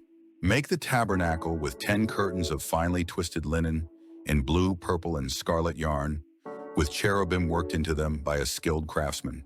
All the curtains are to be the same size, 28 cubits long and 4 cubits wide. Join 5 of the curtains together and do the same with the other 5. Make loops of blue material along the edge of the end curtain in one set, and do the same with the end curtain in the other set. Make 50 loops on one curtain and 50 loops on the end curtain of the other set, with the loops opposite each other. Then make 50 gold clasps and use them to fasten the curtains together so that the tabernacle is a unit. Make curtains of goat hair for the tent over the tabernacle, 11 altogether. All 11 curtains are to be the same size, 30 cubits long and 4 cubits wide. Join 5 of the curtains together into one set and the other 6 into another set. Fold the 6th curtain double at the front of the tent. Make 50 loops along the edge of the end curtain in one set and also along the edge of the end curtain in the other set. Then make 50 bronze clasps and put them in the loops to fasten the tent together as a unit. As for the additional length of the tent curtains, the half curtain that is left over is to hang down at the rear of the tabernacle. The tent curtains will be a cubit longer on both sides. What is left will hang over the sides of the tabernacle so as to cover it. Make for the tent a covering of ram skins dyed red, and over that a covering of hides of sea cows. Make upright frames of acacia wood for the tabernacle. Each frame is to be 10 cubits long and 1.5 cubits wide, with 2 projections set parallel to each other. Make all the frames of the tabernacle in this way. Make 20 frames for the south side of the tabernacle, and make 40 silver bases to go under them. 2 bases for each frame, 1 under each projection. For the other side, the north side of the tabernacle, make 20 frames, and 40 silver bases, 2 under each frame. Make 6 frames for the far end, that is, the west end of the tabernacle, and make 2 frames for the corners at the far end. At these 2 corners, they must be double from the bottom all the way to the top, and fitted into a single ring. Both shall be like that. So there will be 8 frames and 16 silver bases, 2 under each frame. Also make crossbars of acacia wood, 5 for the frames on one side of the tabernacle, 5 for those on the other side, and 5 for the frames on the west at the far end of the tabernacle. The center crossbar is to extend from end to end at the middle of the frames. Overlay the frames with gold and make gold rings to hold the crossbars. Also, overlay the crossbars with gold. Set up the tabernacle according to the plan shown you on the mountain. Make a curtain of blue, purple, and scarlet yarn and finely twisted linen, with cherubim worked into it by a skilled craftsman. Hang it with gold hooks on 4 posts of acacia wood overlaid with gold and standing on 4 silver bases. Hang the curtain from the clasp and place the Ark of the Testimony behind the curtain. The curtain will separate the holy place from the most holy place. Put the atonement cover on the Ark of the Testimony in the most holy place. Place the table outside the curtain on the north side of the tabernacle and put the lampstand opposite it on the south side. For the entrance to the tent, make a curtain of blue, purple, and scarlet yarn and finely twisted linen, the work of an embroiderer. Make gold hooks for this curtain and 5 posts of acacia wood overlaid with gold, and cast 5 bronze bases for them. Build an altar of acacia wood, 3 cubits high, it is to be square, 5 cubits long, and 5 cubits wide. Make a horn at each of the 4 corners, so that the horns in the altar are of one piece, and overlay the altar with bronze. Make all its utensils of bronze, its pots to remove the ashes, and its shovels, sprinkling bowls, meat forks, and fire pans. Make a grating for it, a bronze network, and make a bronze ring at each of the 4 corners of the network. Put it under the ledge of the altar so that it is halfway up the altar. Make poles of acacia wood for the altar and overlay them with bronze. The poles are to be inserted into the rings so they will be on 2 sides of the altar when it is carried. Make the altar hollow out of boards. It is to be made just as you were shown on the mountain. Make a courtyard for the tabernacle. The south side shall be 100 cubits long and is to have curtains of finely twisted linen, with 20 posts and 20 bronze bases, and with silver hooks and bands on the posts. The north side shall also be 100 cubits long and is to have curtains, with 20 posts and 20 bronze bases, and with silver hooks and bands on the posts. The west end of the courtyard shall be 50 cubits wide and have curtains, with 10 posts and 10 bases. On the east end toward the sunrise, the courtyard shall also be 50 cubits wide. Curtains 15 cubits long are to be on one side of the entrance, with 3 posts and 3 bases, and curtains 15 cubits long are to be on the other side, with 3 posts and 3 bases. For the entrance to the courtyard, provide a curtain 20 cubits long of blue, purple, and scarlet yarn and finely twisted linen, the work of an embroiderer, with 4 posts and 4 bases. All the posts around the courtyard are to have silver bands and hooks and bronze bases.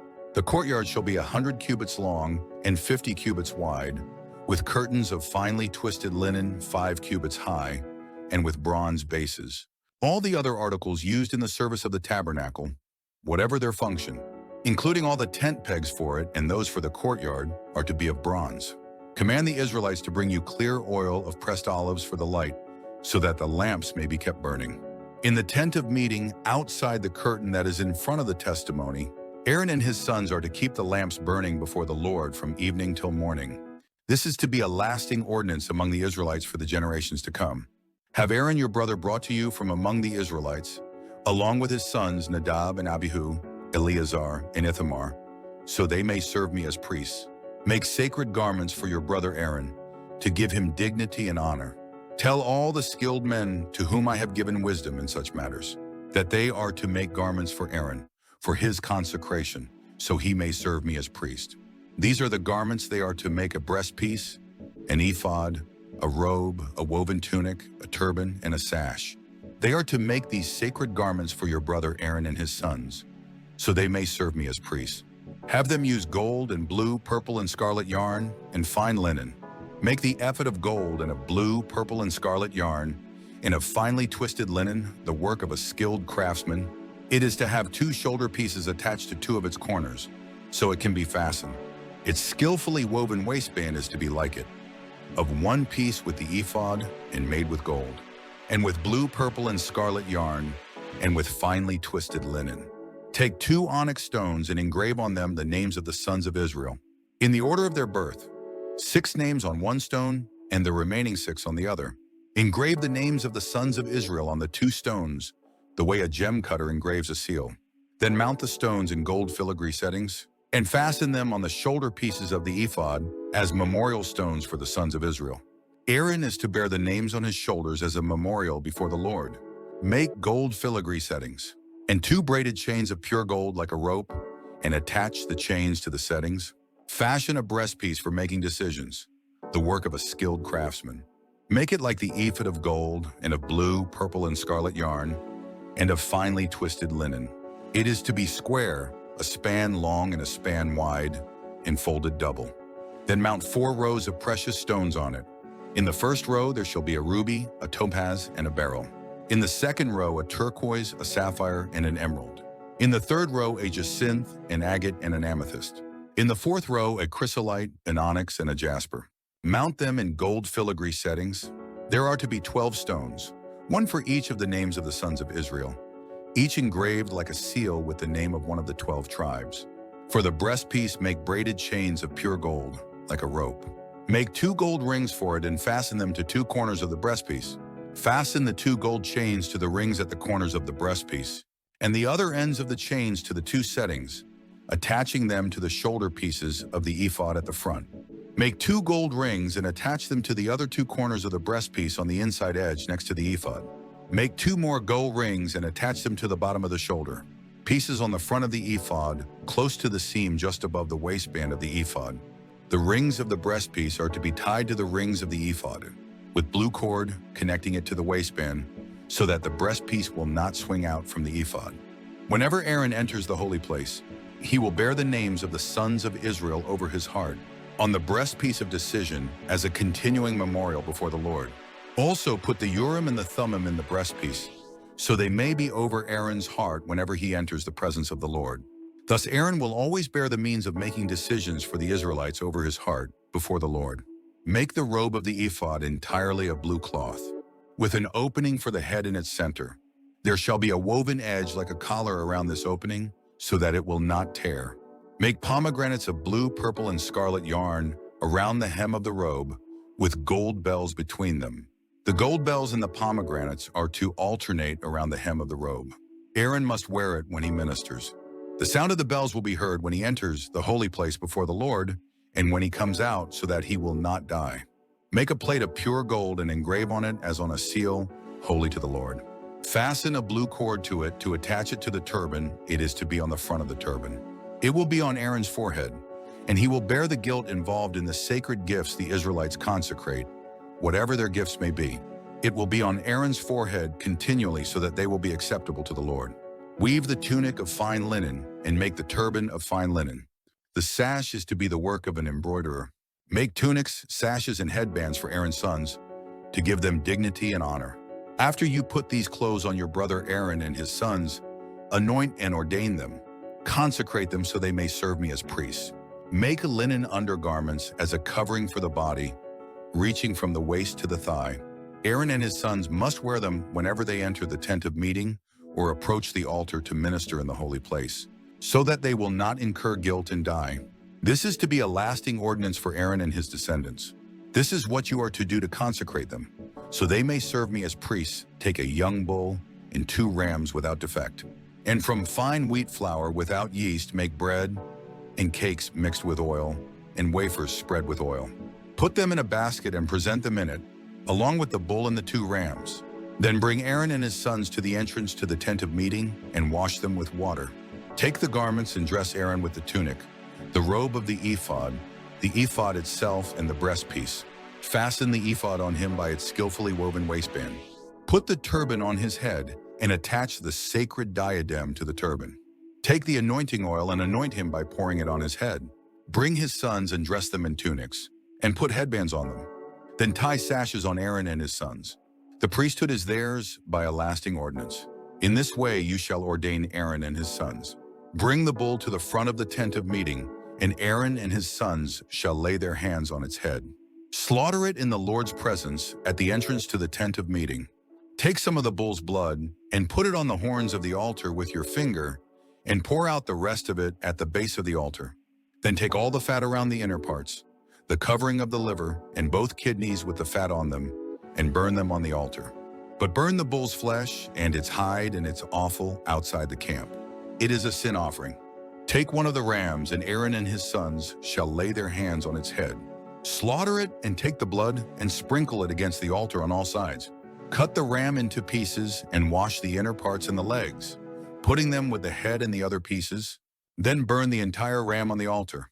It is a burnt offering to the Lord, a pleasing aroma, an offering made to the Lord by fire. Take the other ram, and Aaron and his sons shall lay their hands on its head. Slaughter it, take some of its blood and put it on the lobes of the right ears of Aaron, and his sons on the thumbs of their right hands and on the big toes of their right feet. Then sprinkle blood against the altar on all sides. And take some of the blood on the altar and some of the anointing oil, and sprinkle it on Aaron and his garments and on his sons and their garments. Then he and his sons and their garments will be consecrated. Take from this ram the fat tail, the fat around the inner parts, the covering of the liver, both kidneys with the fat on them, and the right thigh. This is the ram for the ordination. From the basket of bread made without yeast, which is before the Lord, take a loaf and a cake made with oil and a wafer.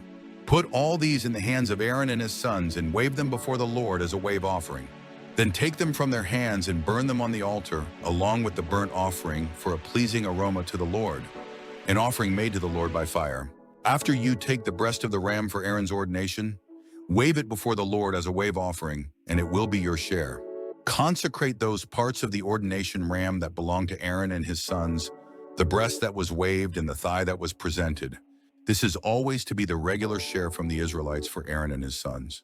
It is the contribution the Israelites are to make to the Lord from their fellowship offerings.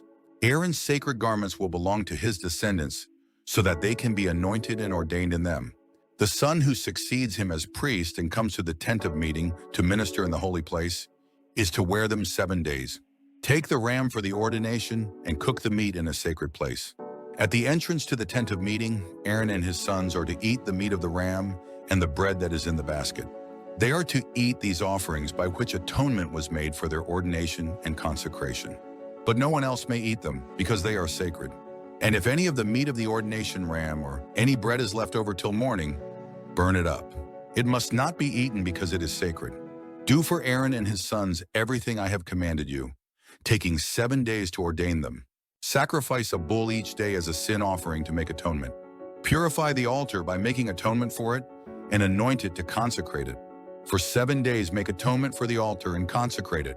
Then the altar will be most holy, and whatever touches it will be holy. This is what you are to offer on the altar regularly each day, 2 lambs a year old. Offer one in the morning and the other at twilight. With the first lamb offer 1/10 of an ephah of fine flour, mixed with 1/4 of a hin of oil from pressed olives, and 1/4 of a hin of wine as a drink offering. Sacrifice the other lamb at twilight with the same grain offering and its drink offering as in the morning, a pleasing aroma, an offering made to the Lord by fire. For the generations to come, this burnt offering is to be made regularly at the entrance to the tent of meeting before the Lord. There I will meet you and speak to you. There also I will meet with the Israelites, and the place will be consecrated by my glory. So I will consecrate the tent of meeting and the altar, and will consecrate Aaron and his sons to serve me as priests. Then I will dwell among the Israelites and be their God. They will know that I am the Lord their God, who brought them out of Egypt so that I might dwell among them. I am the Lord their God. Make an altar of acacia wood for burning incense. It is to be square, 1 cubit long and 1 cubit wide, and 2 cubits high, its horns of 1 piece with it. Overlay the top and all the sides and the horns with pure gold, and make a gold molding around it. Make 2 gold rings for the altar below the molding, 2 on opposite sides to hold the poles used to carry it. Make the poles of acacia wood and overlay them with gold. Put the altar in front of the curtain that is before the ark of the testimony, before the atonement cover. That is over the testimony, where I will meet with you. Aaron must burn fragrant incense on the altar every morning when he tends the lamps. He must burn incense again when he lights the lamps at twilight, so incense will burn regularly before the Lord for the generations to come. Do not offer on this altar any other incense or any burnt offering or grain offering, and do not pour a drink offering on it. Once a year, Aaron shall make atonement on its horns. This annual atonement must be made with the blood of the atoning sin offering for the generations to come. It is most holy to the Lord. Then the Lord said to Moses, when you take a census of the Israelites to count them, each one must pay the Lord a ransom for his life at the time he is counted. Then no plague will come on them when you number them. Each one who crosses over to those already counted is to give a half shekel, according to the sanctuary shekel, which weighs 20 gerahs. This half shekel is an offering to the Lord. All who cross over, those 20 years old or more, are to give an offering to the Lord. The rich are not to give more than a half shekel, and the poor are not to give less when you make the offering to the Lord to atone for your lives. Receive the atonement money from the Israelites and use it for the service of the tent of meeting. It will be a memorial for the Israelites before the Lord, making atonement for your lives. Then the Lord said to Moses, "Make a bronze basin with its bronze stand for washing. Place it between the tent of meeting and the altar, and put water in it. Aaron and his sons are to wash their hands and feet with water from it. Whenever they enter the tent of meeting, they shall wash with water so that they will not die. Also, when they approach the altar to minister by presenting an offering made to the Lord by fire, they shall wash their hands and feet so that they will not die. This is to be a lasting ordinance for Aaron and his descendants for the generations to come." Then the Lord said to Moses, "Take the following fine spices, 500 shekels of liquid myrrh, half as much, that is, 250 shekels of fragrant cinnamon, 250 shekels of fragrant cane, 500 shekels of cassia, all according to the sanctuary shekel, and a hin of olive oil. Make these into a sacred anointing oil, a fragrant blend, the work of a perfumer. It will be the sacred anointing oil. Then use it to anoint the tent of meeting, the ark of the testimony, the table and all its articles, the lampstand and its accessories, the altar of incense, the altar of burnt offering and all its utensils, and the basin with its stand. You shall consecrate them so they will be most holy, and whatever touches them will be holy. Anoint Aaron and his sons and consecrate them so they may serve me as priests. Say to the Israelites, this is to be my sacred anointing oil for the generations to come. Do not pour it on men's bodies, and do not make any oil with the same formula. It is sacred, and you are to consider it sacred. Whoever makes perfume like it, and whoever puts it on anyone other than a priest must be cut off from his people." Then the Lord said to Moses, "Take fragrant spices, gum resin, onycha, and galbanum, and pure frankincense, all in equal amounts, and make a fragrant blend of incense, the work of a perfumer. It is to be salted and pure and sacred. Grind some of it to powder, and place it in front of the testimony in the tent of meeting, where I will meet with you. It shall be most holy to you. Do not make any incense with this formula for yourselves. Consider it holy to the Lord. Whoever makes any like it to enjoy its fragrance must be cut off from his people." Then the Lord said to Moses, "See, I have chosen Bezalel, son of Uri, the son of Hur, of the tribe of Judah, and I have filled him with the Spirit of God, with skill, ability, and knowledge in all kinds of crafts, to make artistic designs for work in gold, silver, and bronze, to cut and set stones, to work in wood, and to engage in all kinds of craftsmanship. Moreover, I have appointed Aholiab, son of Ahisamach, of the tribe of Dan, to help him. Also, I have given skill to all the craftsmen to make everything I have commanded you. The tent of meeting, the ark of the testimony with the atonement cover on it, and all the other furnishings of the tent, the table and its articles, the pure gold lampstand and all its accessories, the altar of incense, the altar of burnt offering and all its utensils, the basin with its stand, and also the woven garments, both the sacred garments for Aaron the priest, and the garments for his sons when they serve as priests, and the anointing oil and fragrant incense for the holy place. They are to make them just as I commanded you."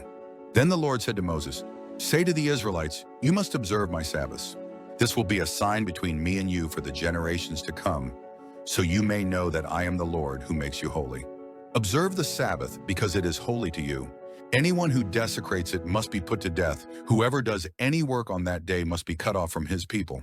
For 6 days work is to be done, but the seventh day is a Sabbath of rest, holy to the Lord.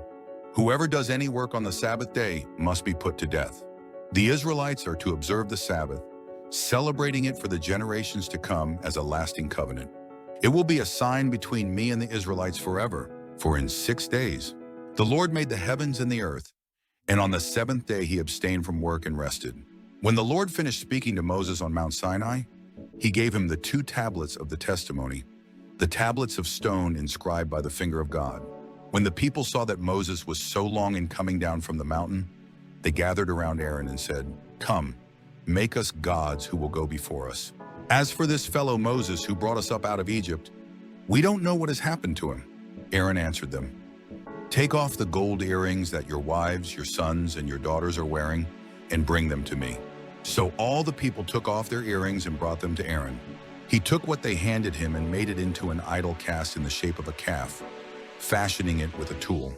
Then they said, "These are your gods, O Israel, who brought you up out of Egypt." When Aaron saw this, he built an altar in front of the calf and announced, "Tomorrow there will be a festival to the Lord." So the next day the people rose early and sacrificed burnt offerings and presented fellowship offerings. Afterward they sat down to eat and drink and got up to indulge in revelry. Then the Lord said to Moses, "Go down, because your people, whom you brought up out of Egypt, have become corrupt. They have been quick to turn away from what I commanded them and have made themselves an idol cast in the shape of a calf. They have bowed down to it and sacrificed to it and have said, 'These are your gods, O Israel, who brought you up out of Egypt.' I have seen these people," the Lord said to Moses, "and they are a stiff-necked people. Now leave me alone so that my anger may burn against them and that I may destroy them. Then I will make you into a great nation." But Moses sought the favor of the Lord his God. "O Lord," he said, "why should your anger burn against your people, whom you brought out of Egypt with great power and a mighty hand? Why should the Egyptians say, 'It was with evil intent that he brought them out to kill them in the mountains and to wipe them off the face of the earth'? Turn from your fierce anger, relent, and do not bring disaster on your people. Remember your servants Abraham, Isaac, and Israel, to whom you swore by your own self. I will make your descendants as numerous as the stars in the sky, and I will give your descendants all this land I promised them, and it will be their inheritance forever." Then the Lord relented and did not bring on his people the disaster he had threatened. Moses turned and went down the mountain with the 2 tablets of the testimony in his hands. They were inscribed on both sides, front and back. The tablets were the work of God, the writing was the writing of God, engraved on the tablets. When Joshua heard the noise of the people shouting, he said to Moses, "There is the sound of war in the camp." Moses replied, "It is not the sound of victory. It is not the sound of defeat. It is the sound of singing that I hear." When Moses approached the camp and saw the calf and the dancing, his anger burned and he threw the tablets out of his hands, breaking them to pieces at the foot of the mountain. And he took the calf they had made and burned it in the fire. Then he ground it to powder, scattered it on the water, and made the Israelites drink it. He said to Aaron, "What did these people do to you that you led them into such great sin?" "Do not be angry, my lord," Aaron answered. "You know how prone these people are to evil. They said to me, 'Make us gods who will go before us.' As for this fellow Moses who brought us up out of Egypt, we don't know what has happened to him." So I told them, "Whoever has any gold jewelry, take it off." Then they gave me the gold, and I threw it into the fire, and out came this calf. Moses saw that the people were running wild, and that Aaron had let them get out of control, and so become a laughingstock to their enemies. So he stood at the entrance to the camp and said, "Whoever is for the Lord, come to me." And all the Levites rallied to him. Then he said to them, "This is what the Lord, the God of Israel, says, each man strap a sword to his side. Go back and forth through the camp from one end to the other, each killing his brother and friend and neighbor." The Levites did as Moses commanded, and that day about 3,000 of the people died. Then Moses said, "You have been set apart to the Lord today, for you were against your own sons and brothers, and he has blessed you this day." The next day Moses said to the people, "You have committed a great sin, but now I will go up to the Lord, perhaps I can make atonement for your sin." So Moses went back to the Lord and said, "Oh, what a great sin these people have committed. They have made themselves gods of gold. But now please forgive their sin, but if not, then blot me out of the book you have written." The Lord replied to Moses, "Whoever has sinned against me, I will blot out of my book. Now go, lead the people to the place I spoke of, and my angel will go before you. However, when the time comes for me to punish, I will punish them for their sin." And the Lord struck the people with a plague because of what they did with the calf Aaron had made. Then the Lord said to Moses, "Leave this place, you and the people you brought up out of Egypt, and go up to the land I promised on oath to Abraham, Isaac, and Jacob, saying, 'I will give it to your descendants.' I will send an angel before you and drive out the Canaanites, Amorites, Hittites, Perizzites, Hivites, and Jebusites. Go up to the land flowing with milk and honey, but I will not go with you, because you are a stiff-necked people, and I might destroy you on the way." When the people heard these distressing words, they began to mourn, and no one put on any ornaments. For the Lord had said to Moses, "Tell the Israelites, you are a stiff-necked people. If I were to go with you even for a moment, I might destroy you. Now take off your ornaments, and I will decide what to do with you." So the Israelites stripped off their ornaments at Mount Horeb. Now Moses used to take a tent and pitch it outside the camp some distance away, calling it the tent of meeting. Anyone inquiring of the Lord would go to the tent of meeting outside the camp. And whenever Moses went out to the tent, all the people rose and stood at the entrances to their tents, watching Moses until he entered the tent. As Moses went into the tent, the pillar of cloud would come down and stay at the entrance, while the Lord spoke with Moses. Whenever the people saw the pillar of cloud standing at the entrance to the tent, they all stood and worshipped, each at the entrance to his tent. The Lord would speak to Moses face to face, as a man speaks with his friend. Then Moses would return to the camp, but his young aide, Joshua son of Nun, did not leave the tent. Moses said to the Lord, "You have been telling me, lead these people, but you have not let me know whom you will send with me. You have said, I know you by name, and you have found favor with me. If you are pleased with me, teach me your ways so I may know you and continue to find favor with you. Remember that this nation is your people." The Lord replied, "My presence will go with you, and I will give you rest." Then Moses said to him, "If your presence does not go with us, do not send us up from here. How will anyone know that you are pleased with me and with your people unless you go with us? What else will distinguish me and your people from all the other people on the face of the earth?" And the Lord said to Moses, "I will do the very thing you have asked because I am pleased with you, and I know you by name." Then Moses said, "Now show me your glory." And the Lord said, "I will cause all my goodness to pass in front of you, and I will proclaim my name, the Lord, in your presence. I will have mercy on whom I will have mercy, and I will have compassion on whom I will have compassion. But," he said, "you cannot see my face, for no one may see me and live." Then the Lord said, "There is a place near me where you may stand on a rock. When my glory passes by, I will put you in a cleft in the rock and cover you with my hand until I have passed by. Then I will remove my hand and you will see my back, but my face must not be seen." The Lord said to Moses, "Chisel out 2 stone tablets like the first ones, and I will write on them the words that were on the first tablets, which you broke. Be ready in the morning and then come up on Mount Sinai. Present yourself to me there on top of the mountain. No one is to come with you or be seen anywhere on the mountain. Not even the flocks and herds may graze in front of the mountain." So Moses chiseled out 2 stone tablets like the first ones and went up Mount Sinai early in the morning, as the Lord had commanded him. And he carried the 2 stone tablets in his hands. Then the Lord came down in the cloud and stood there with him and proclaimed his name, the Lord. And he passed in front of Moses, proclaiming, the Lord, the compassionate and gracious God, slow to anger, abounding in love and faithfulness, maintaining love to thousands and forgiving wickedness, rebellion, and sin. Yet he does not leave the guilty unpunished. He punishes the children and their children for the sin of the fathers to the 3rd and 4th generation. Moses bowed to the ground at once and worshipped. "O Lord, if I have found favor in your eyes," he said, "then let the Lord go with us. Although this is a stiff-necked people, forgive our wickedness and our sin, and take us as your inheritance." Then the Lord said, "I am making a covenant with you. Before all your people I will do wonders never before done in any nation in all the world. The people you live among will see how awesome is the work that I, the Lord, will do for you. Obey what I command you today. I will drive out before you the Amorites, Canaanites, Hittites, Perizzites, Hivites, and Jebusites. Be careful not to make a treaty with those who live in the land where you are going, or they will be a snare among you.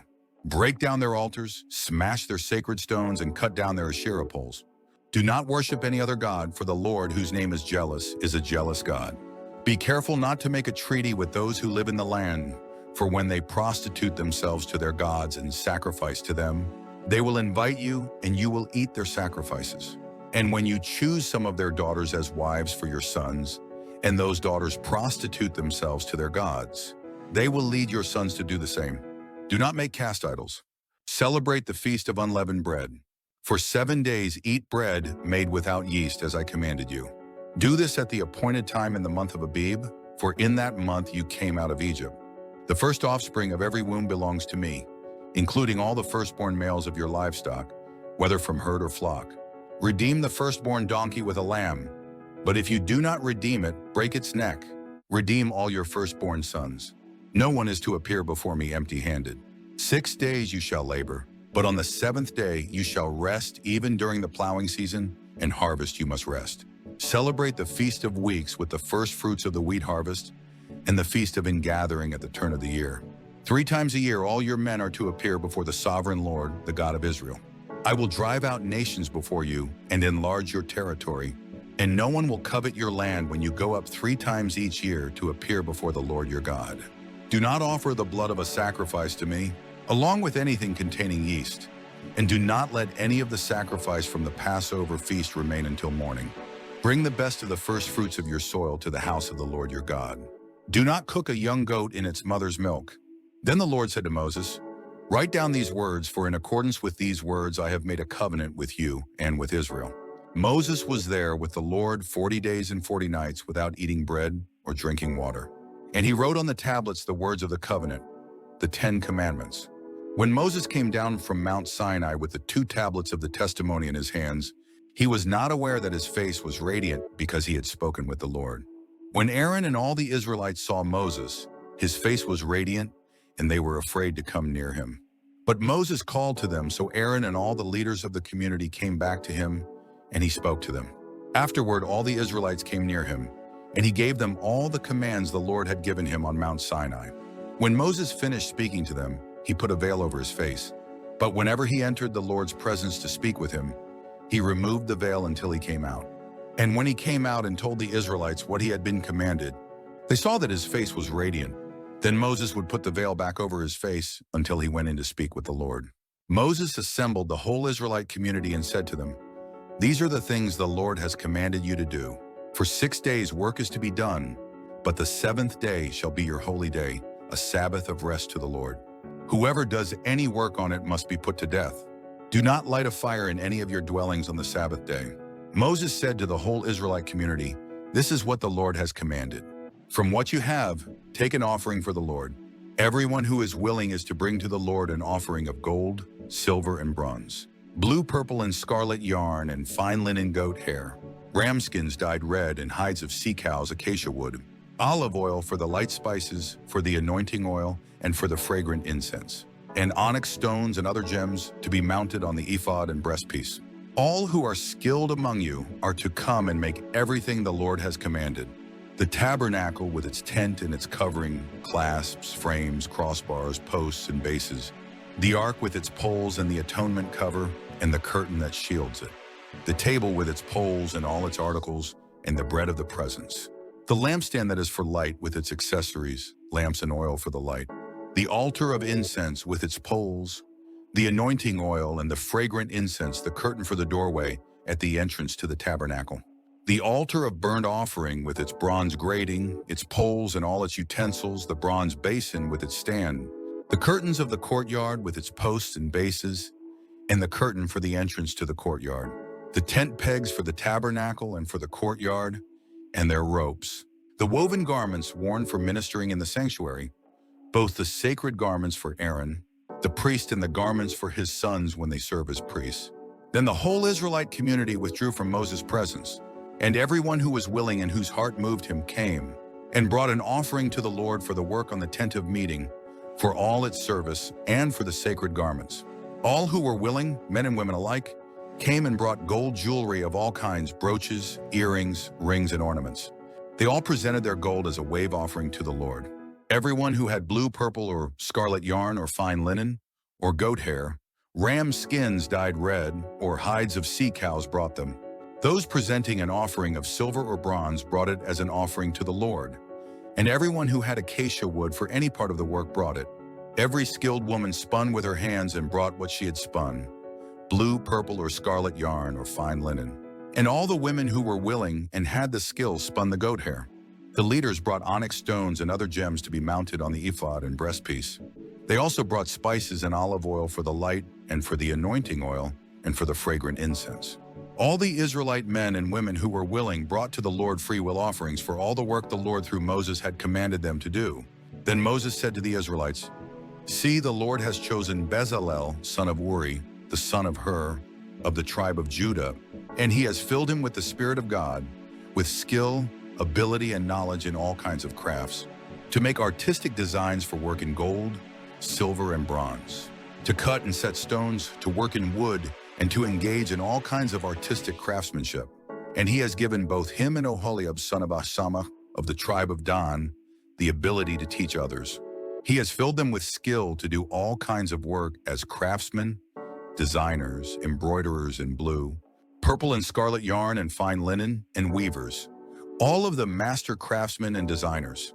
So Bezalel, Aholiab, and every skilled person to whom the Lord has given skill and ability to know how to carry out all the work of constructing the sanctuary are to do the work just as the Lord has commanded. Then Moses summoned Bezalel and Aholiab and every skilled person to whom the Lord had given ability and who was willing to come and do the work. They received from Moses all the offerings the Israelites had brought to carry out the work of constructing the sanctuary. And the people continued to bring free will offerings morning after morning. So all the skilled craftsmen who were doing all the work on the sanctuary left their work and said to Moses, "The people are bringing more than enough for doing the work the Lord commanded to be done." Then Moses gave an order, and they sent this word throughout the camp: "No man or woman is to make anything else as an offering for the sanctuary." And so the people were restrained from bringing more, because what they already had was more than enough to do all the work. All the skilled men among the workmen made the tabernacle with 10 curtains of finely twisted linen in blue, purple, and scarlet yarn, with cherubim worked into them by a skilled craftsman. All the curtains were the same size, 28 cubits long and 4 cubits wide. They joined 5 of the curtains together and did the same with the other 5. Then they made loops of blue material along the edge of the end curtain in one set, and the same was done with the end curtain in the other set. They also made 50 loops on one curtain and 50 loops on the end curtain of the other set, with the loops opposite each other. Then they made 50 gold clasps and used them to fasten the 2 sets of curtains together so that the tabernacle was a unit. They made curtains of goat hair for the tent over the tabernacle, 11 altogether. All 11 curtains were the same size, 30 cubits long and 4 cubits wide. They joined 5 of the curtains into one set and the other 6 into another set. Then they made 50 loops along the edge of the end curtain in one set, and also along the edge of the end curtain in the other set. They made 50 bronze clasps to fasten the tent together as a unit. Then they made for the tent a covering of ram skins dyed red, and over that a covering of hides of sea cows. They made upright frames of acacia wood for the tabernacle. Each frame was 10 cubits long and a cubit and a half wide, with 2 projections set parallel to each other. They made all the frames of the tabernacle in this way. They made 20 frames for the south side of the tabernacle, and made 40 silver bases to go under them, 2 bases for each frame, 1 under each projection. For the other side, the north side of the tabernacle, they made 20 frames, and 40 silver bases, 2 under each frame. They made 6 frames for the far end, that is, the west end of the tabernacle, and 2 frames were made for the corners of the tabernacle at the far end. At these 2 corners, the frames were double from the bottom all the way to the top and fitted into a single ring. Both were made alike. So there were 8 frames and 16 silver bases, 2 under each frame. They also made crossbars of acacia wood, 5 for the frames on one side of the tabernacle, 5 for those on the other side, and 5 for the frames on the west at the far end of the tabernacle. They made the center crossbar so that it extended from end to end at the middle of the frames. They overlaid the frames with gold and made gold rings to hold the crossbars. They also overlaid the crossbars with gold.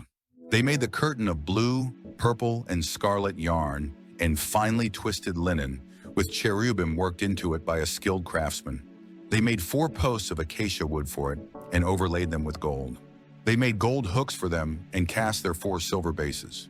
For the entrance to the tent, they made a curtain of blue, purple, and scarlet yarn and finely twisted linen, the work of an embroiderer. And they made 5 posts with hooks for them. They overlaid the tops of the posts and their bands with gold and made their 5 bases of bronze. Bezalel made the ark of acacia wood, 2.5 cubits long, a cubit and a half wide, and a cubit and a half high. He overlaid it with pure gold, both inside and out, and made a gold molding around it. He cast 4 gold rings for it and fastened them to its 4 feet, with 2 rings on one side and 2 rings on the other. Then he made poles of acacia wood and overlaid them with gold. And he inserted the poles into the rings on the sides of the ark to carry it.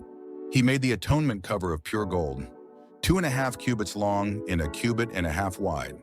Then he made 2 cherubim out of hammered gold at the ends of the cover. He made 1 cherub on one end and the second cherub on the other. At the 2 ends he made them of one piece with the cover. The cherubim had their wings spread upward, overshadowing the cover with them. The cherubim faced each other, looking toward the cover. They made the table of acacia wood. 2 cubits long, a cubit wide, and a cubit and a half high. Then they overlaid it with pure gold and made a gold molding around it. They also made around it a rim a handbreadth wide and put a gold molding on the rim. They cast 4 gold rings for the table and fastened them to the 4 corners, where the 4 legs were. The rings were put close to the rim to hold the poles used in carrying the table. The poles for carrying the table were made of acacia wood and were overlaid with gold. And they made from pure gold the articles for the table, its plates and dishes and bowls and its pitchers for the pouring out of drink offerings. They made the lampstand of pure gold and hammered it out, base and shaft its flower-like cups. Buds and blossoms were of one piece with it. 6 branches extended from the sides of the lampstand, 3 on one side and 3 on the other. 3 cups shaped like almond flowers with buds and blossoms were on one branch, 3 on the next branch, and the same for all 6 branches extending from the lampstand. And on the lampstand were 4 cups shaped like almond flowers with buds and blossoms. 1 bud was under the first pair of branches extending from the lampstand, a 2nd bud under the 2nd pair, and a 3rd bud under the 3rd pair, 6 branches in all. The buds and the branches were all of one piece with the lampstand, hammered out of pure gold. They made its 7 lamps as well as its wick trimmers and trays of pure gold. They made the lampstand and all its accessories from 1 talent of pure gold. They made the altar of incense out of acacia wood. It was square, a cubit long and a cubit wide, and 2 cubits high, its horns of one piece with it. They overlaid the top and all the sides and the horns with pure gold and made a gold molding around it. They made 2 gold rings below the molding, 2 on opposite sides to hold the poles used to carry it. They made the poles of acacia wood and overlaid them with gold. They also made the sacred anointing oil and the pure, fragrant incense, the work of a perfumer. They built the altar of burnt offering of acacia wood. 3 cubits high it was square, 5 cubits long, and 5 cubits wide. They made a horn at each of the 4 corners, so that the horns in the altar were of one piece, and they overlaid the altar with bronze. They made all its utensils of bronze, its pots, shovels, sprinkling bowls, meat forks, and fire pans. They made a grating for the altar, a bronze network, to be under its ledge, halfway up the altar. They cast bronze rings to hold the poles for the 4 corners of the bronze grating. They made the poles of acacia wood and overlaid them with bronze. They inserted the poles into the rings so they would be on the sides of the altar for carrying it. They made it hollow out of boards. They made the bronze basin and its bronze stand from the mirrors of the women who served at the entrance to the tent of meeting. Next, they made the courtyard. The south side was 100 cubits long and had curtains of finely twisted linen, with 20 posts and 20 bronze bases, and with silver hooks and bands on the posts. The north side was also 100 cubits long and had 20 posts and 20 bronze bases, with silver hooks and bands on the posts. The west end was 50 cubits wide and had curtains, with 10 posts and 10 bases, with silver hooks and bands on the posts. The east end toward the sunrise was also 50 cubits wide. Curtains 15 cubits long were on one side of the entrance, with 3 posts and 3 bases. And curtains 15 cubits long were on the other side of the entrance to the courtyard, with 3 posts and 3 bases. All the curtains around the courtyard were of finely twisted linen. The bases for the posts were bronze. The hooks and bands on the posts were silver, and their tops were overlaid with silver, so all the posts of the courtyard had silver bands. The curtain for the entrance to the courtyard was of blue, purple, and scarlet yarn and finely twisted linen, the work of an embroiderer. It was 20 cubits long, and like the curtains of the courtyard, 5 cubits high, with 4 posts and 4 bronze bases. Their hooks and bands were silver, and their tops were overlaid with silver.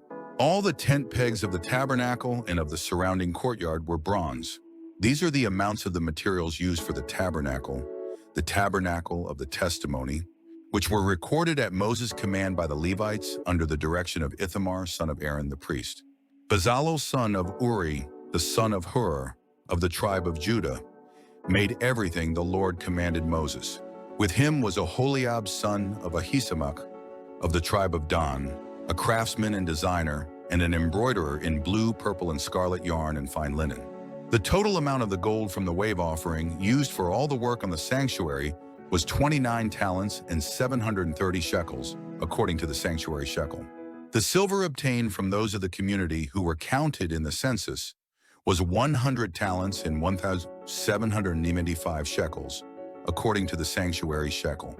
1 beka per person, that is, half a shekel, according to the sanctuary shekel, from everyone who had crossed over to those counted 20 years old or more, a total of 603,150 men.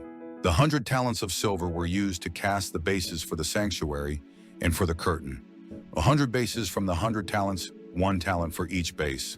They used the 1,775 shekels to make the hooks for the posts, to overlay the tops of the posts, and to make their bands. The bronze from the wave offering was 70 talents and 2,400 shekels. They used it to make the bases for the entrance to the tent of meeting, the bronze altar with its bronze grating and all its utensils, the bases for the surrounding courtyard and those for its entrance, and all the tent pegs for the tabernacle, and those for the surrounding courtyard. From the blue, purple, and scarlet yarn, they made woven garments for ministering in the sanctuary. They also made sacred garments for Aaron, as the Lord commanded Moses. They made the ephod of gold and of blue, purple, and scarlet yarn, and of finely twisted linen. They hammered out thin sheets of gold and cut strands to be worked into the blue, purple, and scarlet yarn and fine linen, the work of a skilled craftsman. They made shoulder pieces for the ephod, which were attached to 2 of its corners, so it could be fastened. Its skillfully woven waistband was like it, of 1 piece with the ephod, and made with gold, and with blue, purple, and scarlet yarn, and with finely twisted linen, as the Lord commanded Moses. They mounted the onyx stones in gold filigree settings, and engraved them like a seal with the names of the sons of Israel. Then they fastened them on the shoulder pieces of the ephod as memorial stones for the sons of Israel. As the Lord commanded Moses, they fashioned the breastpiece, the work of a skilled craftsman. They made it like the ephod of gold, and of blue, purple, and scarlet yarn, and of finely twisted linen. It was square, a span long and a span wide, and folded double. Then they mounted 4 rows of precious stones on it. In the first row there was a ruby, a topaz, and a beryl. In the second row a turquoise, a sapphire, and an emerald. In the third row a jacinth, an agate, and an amethyst. In the fourth row a chrysolite, an onyx, and a jasper. They were mounted in gold filigree settings. There were 12 stones, 1 for each of the names of the sons of Israel, each engraved like a seal with the name of one of the 12 tribes. For the breastpiece they made braided chains of pure gold, like a rope. They made 2 gold filigree settings and 2 gold rings, and fastened the rings to 2 of the corners of the breastpiece. They fastened the 2 gold chains to the rings at the corners of the breastpiece, and the other ends of the chains to the 2 settings, attaching them to the shoulder pieces of the ephod at the front. They made 2 gold rings and attached them to the other 2 corners of the breastpiece on the inside edge, next to the ephod. Then they made 2 more gold rings and attached them to the bottom of the shoulder pieces on the front of the ephod, close to the seam just above the waistband of the ephod. They tied the rings of the breastpiece to the rings of the ephod with blue cord, connecting it to the waistband so that the breastpiece would not swing out from the ephod, as the Lord commanded Moses. They made the robe of the ephod entirely of blue cloth, the work of a weaver, with an opening in the center of the robe like the opening of a collar, and a band around this opening so that it would not tear. They made pomegranates of blue, purple, and scarlet yarn, and finely twisted linen around the hem of the robe. And they made bells of pure gold and attached them around the hem between the pomegranates. The bells and pomegranates alternated around the hem of the robe to be worn for ministering, as the Lord commanded Moses. For Aaron and his sons, they made tunics of fine linen, the work of a weaver, and the turban of fine linen, the linen headbands, and the undergarments of finely twisted linen. The sash was of finely twisted linen and blue, purple, and scarlet yarn, the work of an embroiderer, as the Lord commanded Moses. They made the plate, the sacred diadem, out of pure gold and engraved on it, like an inscription on a seal, holy to the Lord. Then they fastened a blue cord to it to attach it to the turban, as the Lord commanded Moses. So all the work on the tabernacle, the tent of meeting, was completed. The Israelites did everything just as the Lord commanded Moses. Then they brought the tabernacle to Moses, the tent, and all its furnishings, its clasps, frames, crossbars, posts, and bases. The covering of ram skins dyed red, the covering of hides of sea cows, and the shielding curtain. The ark of the testimony with its poles and the atonement cover, the table with all its articles and the bread of the presence, the pure gold lampstand with its row of lamps and all its accessories and the oil for the light, the gold altar, the anointing oil, the fragrant incense, and the curtain for the entrance to the tent, the bronze altar with its bronze grating, its poles and all its utensils, the basin with its stand, the curtains of the courtyard with its posts and bases, and the curtain for the entrance to the courtyard, the ropes and tent pegs for the courtyard, all the furnishings for the tabernacle, the tent of meeting, and the woven garments worn for ministering in the sanctuary, both the sacred garments for Aaron, the priest, and the garments for his sons when serving as priests. The Israelites had done all the work just as the Lord had commanded Moses. Moses inspected the work and saw that they had done it just as the Lord had commanded. So Moses blessed them.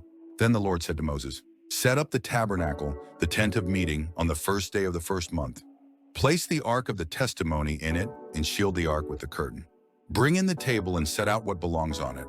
Then bring in the lampstand and set up its lamps. Place the gold altar of incense in front of the ark of the testimony and put the curtain at the entrance to the tabernacle. Place the altar of burnt offering in front of the entrance to the tabernacle, the tent of meeting. Place the basin between the tent of meeting and the altar and put water in it. Set up the courtyard around it and put the curtain at the entrance to the courtyard. Take the anointing oil and anoint the tabernacle and everything in it, consecrate it and all its furnishings, and it will be holy. Then anoint the altar of burnt offering and all its utensils, consecrate the altar, and it will be most holy. Anoint the basin and its stand and consecrate them. Bring Aaron and his sons to the entrance to the tent of meeting and wash them with water. Then dress Aaron in the sacred garments. Anoint him and consecrate him so he may serve me as priest. Bring his sons and dress them in tunics. Anoint them just as you anointed their father, so they may serve me as priests. Their anointing will be to a priesthood that will continue for all generations to come." Moses did everything just as the Lord commanded him. So the tabernacle was set up on the first day of the first month in the second year. When Moses set up the tabernacle, he put the bases in place, erected the frames, inserted the crossbars, and set up the posts. Then he spread the tent over the tabernacle and put the covering over the tent, as the Lord commanded him. He took the testimony and placed it in the ark, attached the poles to the ark, and put the atonement cover over it. Then he brought the ark into the tabernacle and hung the shielding curtain and shielded the ark of the testimony, as the Lord commanded him. Moses placed the table in the tent of meeting on the north side of the tabernacle outside the curtain, and set out the bread on it before the Lord as the Lord commanded him. He placed the lampstand in the tent of meeting opposite the table on the south side of the tabernacle, and set up the lamps before the Lord as the Lord commanded him. Moses placed the gold altar in the tent of meeting in front of the curtain, and burned fragrant incense on it as the Lord commanded him. Then he put up the curtain at the entrance to the tabernacle. He set the altar of burnt offering near the entrance to the tabernacle, the tent of meeting, and offered on it burnt offerings and grain offerings as the Lord commanded him. He placed the basin between the tent of meeting and the altar and put water in it for washing. And Moses and Aaron and his sons used it to wash their hands and feet. They washed whenever they entered the tent of meeting or approached the altar, as the Lord commanded Moses. Then Moses set up the courtyard around the tabernacle and altar and put up the curtain at the entrance to the courtyard. And so Moses finished the work. Then the cloud covered the tent of meeting, and the glory of the Lord filled the tabernacle.